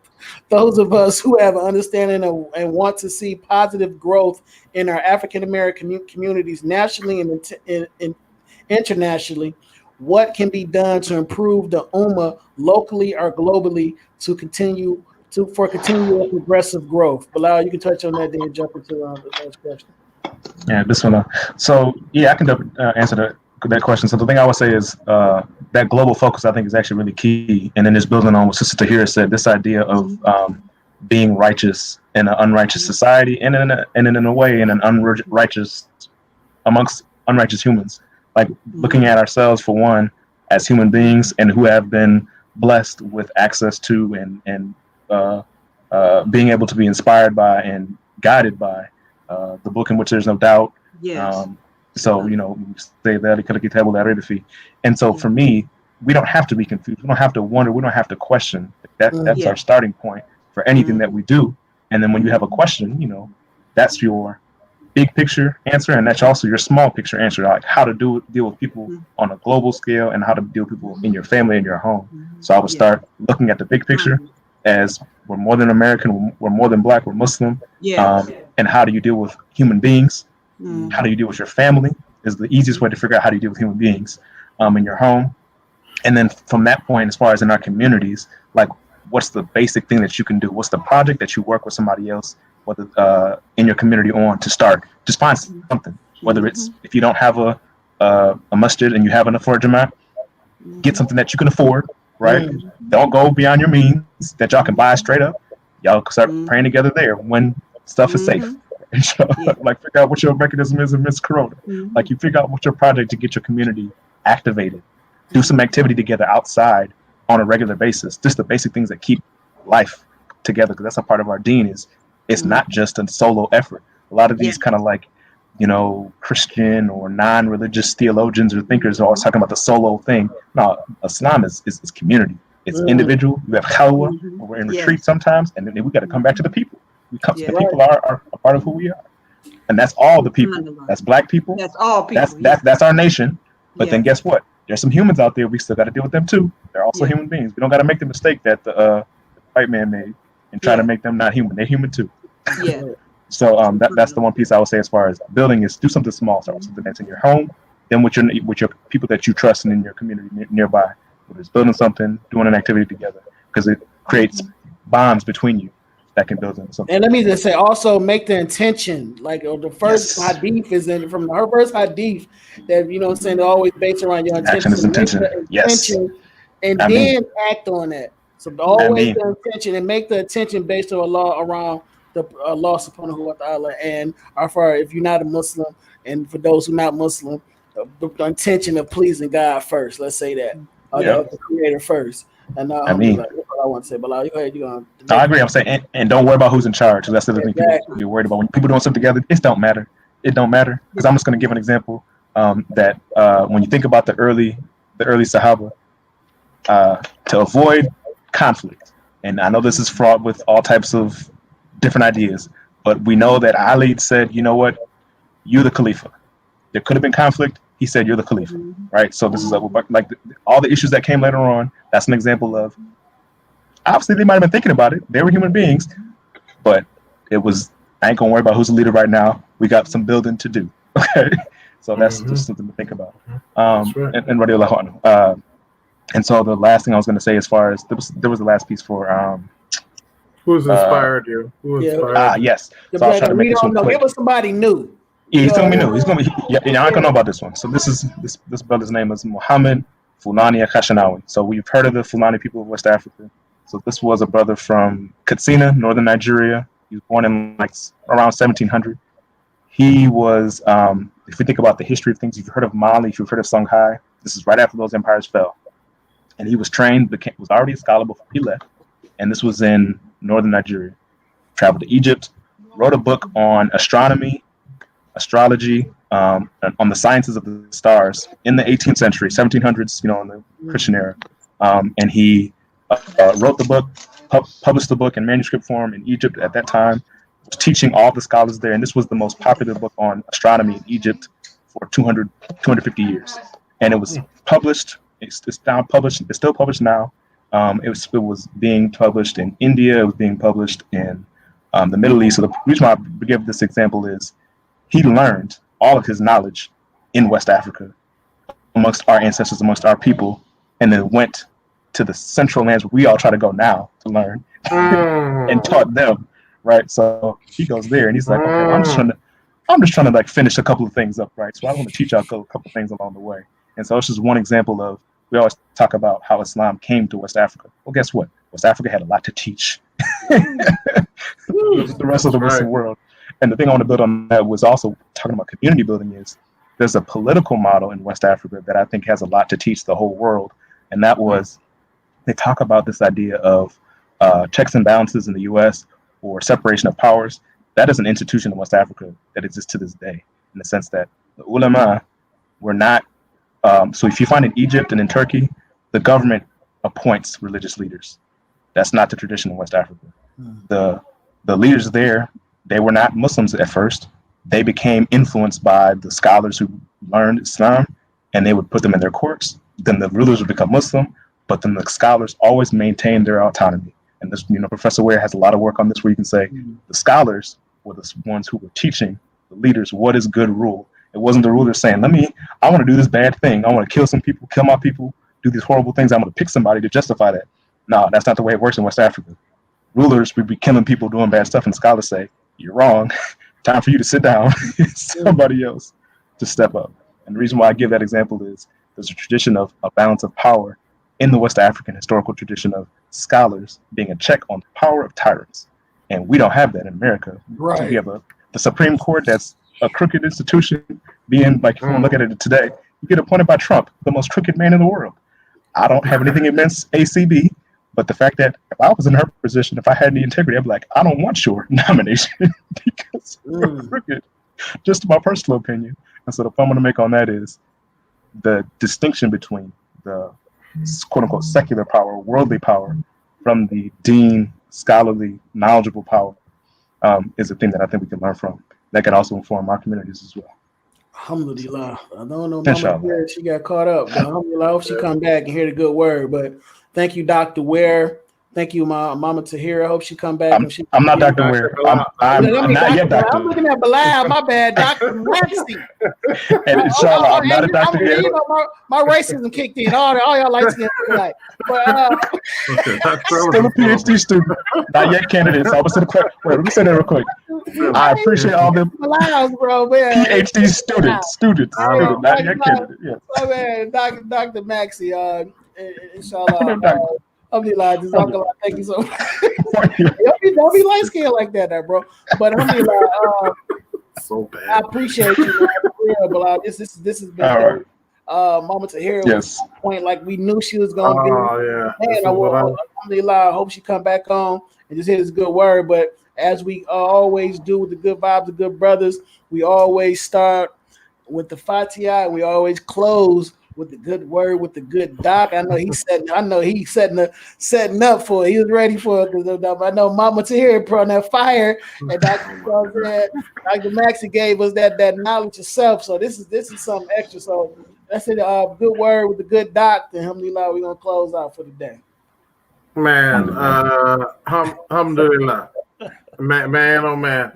Look, I don't know who's been on this thing or how long you've been watching, but whoever had the pleasure of watching, of seeing this thing, the theme, how special our people are. There's a lot of people.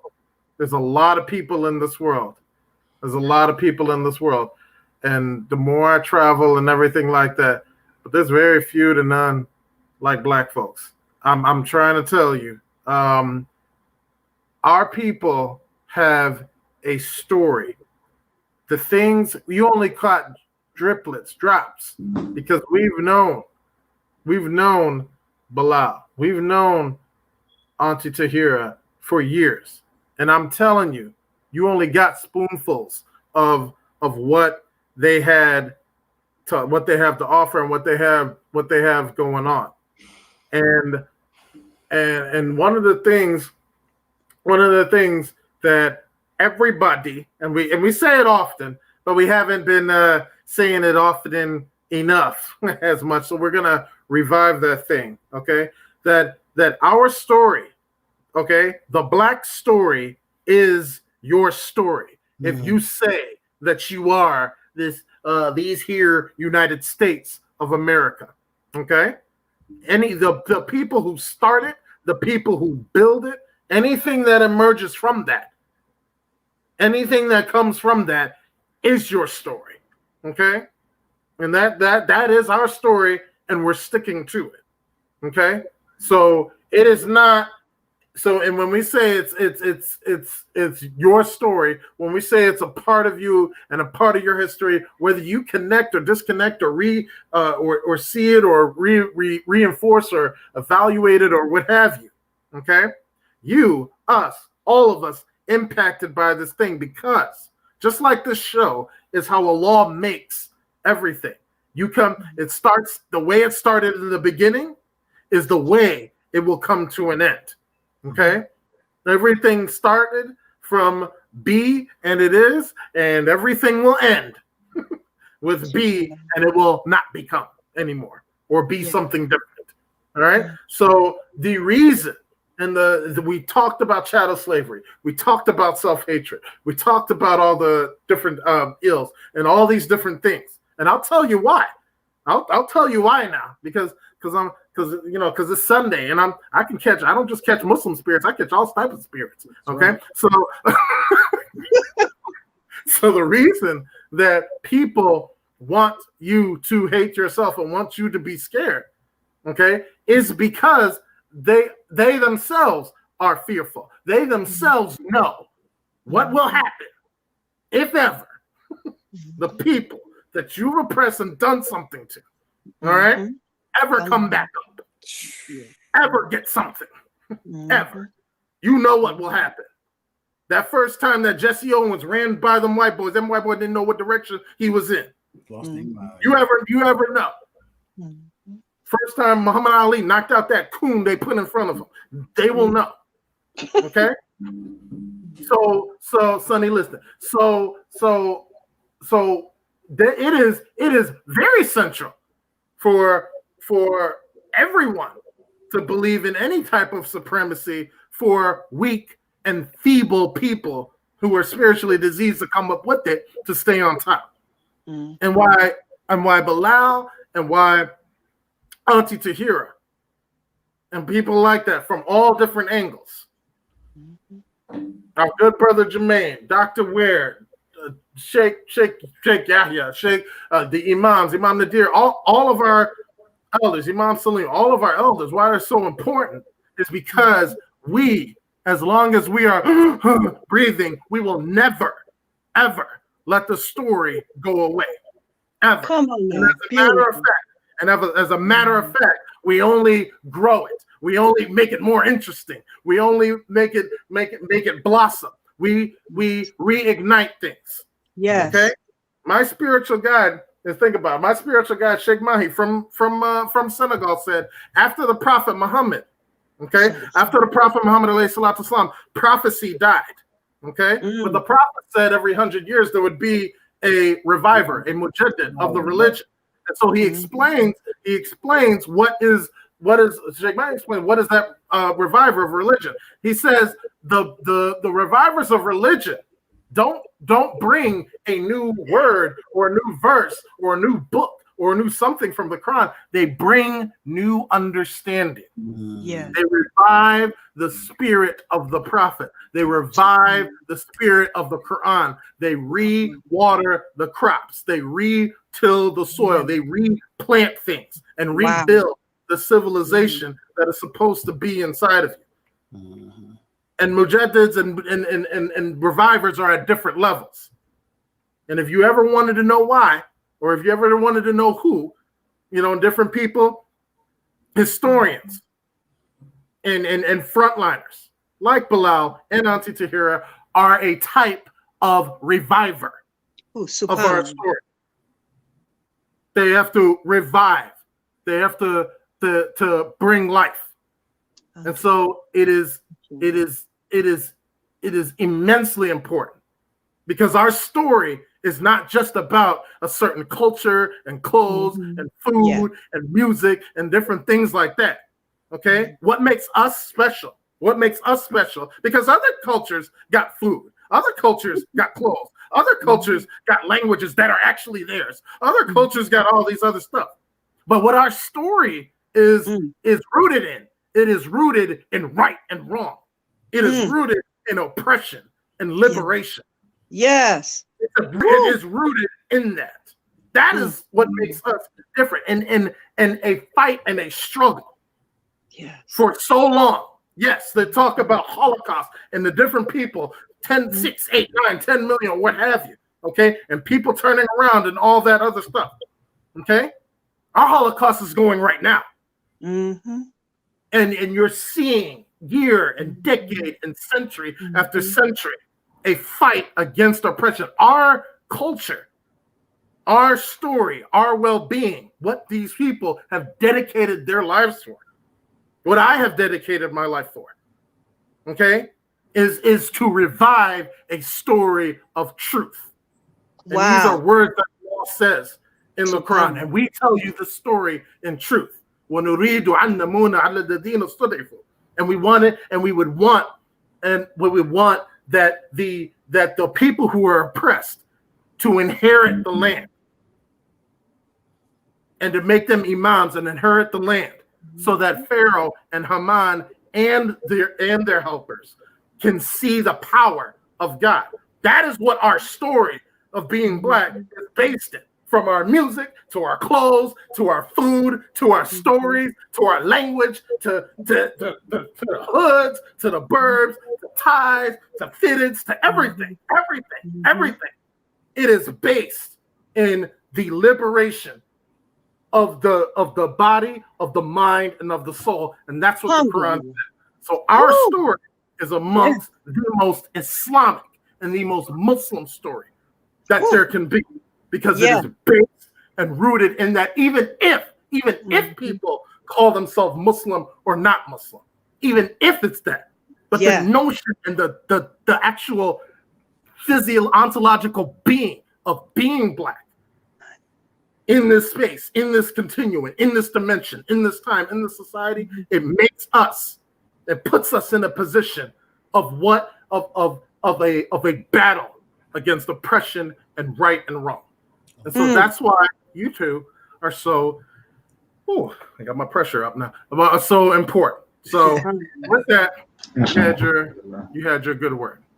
Alhamdulillah.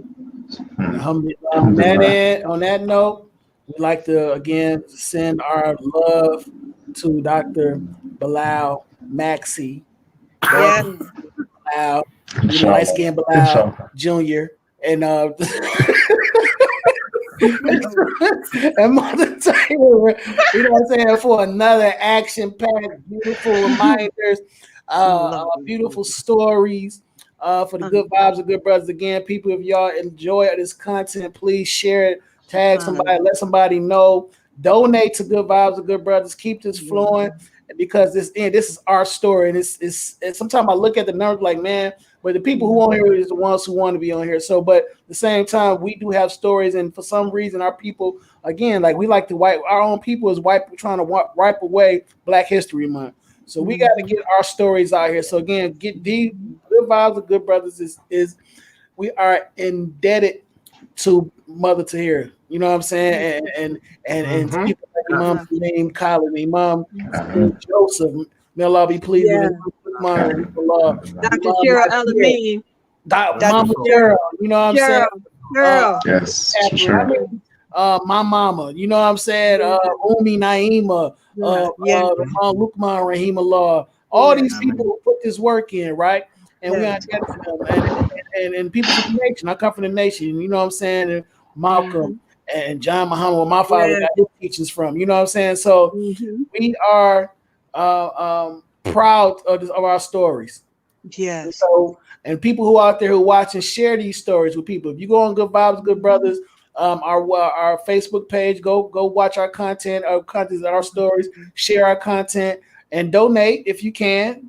$1, $2, $3, $4, $5, $500, whatever you can. Everything you do is feasibility. You know what I'm saying? Yeah. It's gonna be benefit if you give it, Allah gonna give you more. So alhamdulillah, and may Allah preserve you, Mother Tahirah, and keep Thank that you. fire and that spirit popping. You know what I'm saying? PhD, inshallah, Bilal. Yeah. Inshallah. Future doctor. You know what I'm saying? Inshallah. There we go. And then you write your book, and then it blow up, and then another story out there, put you up there with Yeah. the Naeem Akbars, you know what I'm saying, and the Bilal Wares, you know what I'm saying, and Muhammad Mendez and things like that. Put you in that stratosphere. Dr. Sherman Jackson, Yeah. Right. you know what I'm saying, but you know what I'm saying, my Allah preserve you. So I love y'all. I know how much I love you. Like my baby. We love y'all. Bless you, I love you guys. We love y'all. Yes. And we got a big one 2 weeks from now, November the 20th. Mark y'all calendar. November 29th. We got some black and brown power popping. We got Ustaz Hamza Perez and Ustada Hazel Gomez will be on inshallah. You know what I'm saying? So tell a friend, share the content. Again, we love y'all. We're gonna end it with the Fatiha. Bismillahirrahmanirrahim. Alhamdulillah Rabbil Alamin, Rahman Rahim, Maliki Yawmiddin. Ya kana abudu wa ya kana nasta'in. Inna sirata mustaqim, sirata alladhina an'amta alayhim, ghayril maghdubi alayhim waladdallin. Amin. Assalamu alaikum, everybody. Love you. Wa alaikum assalam. Love you. Bless y'all. Assalamu alaikum. Assalamu alaikum.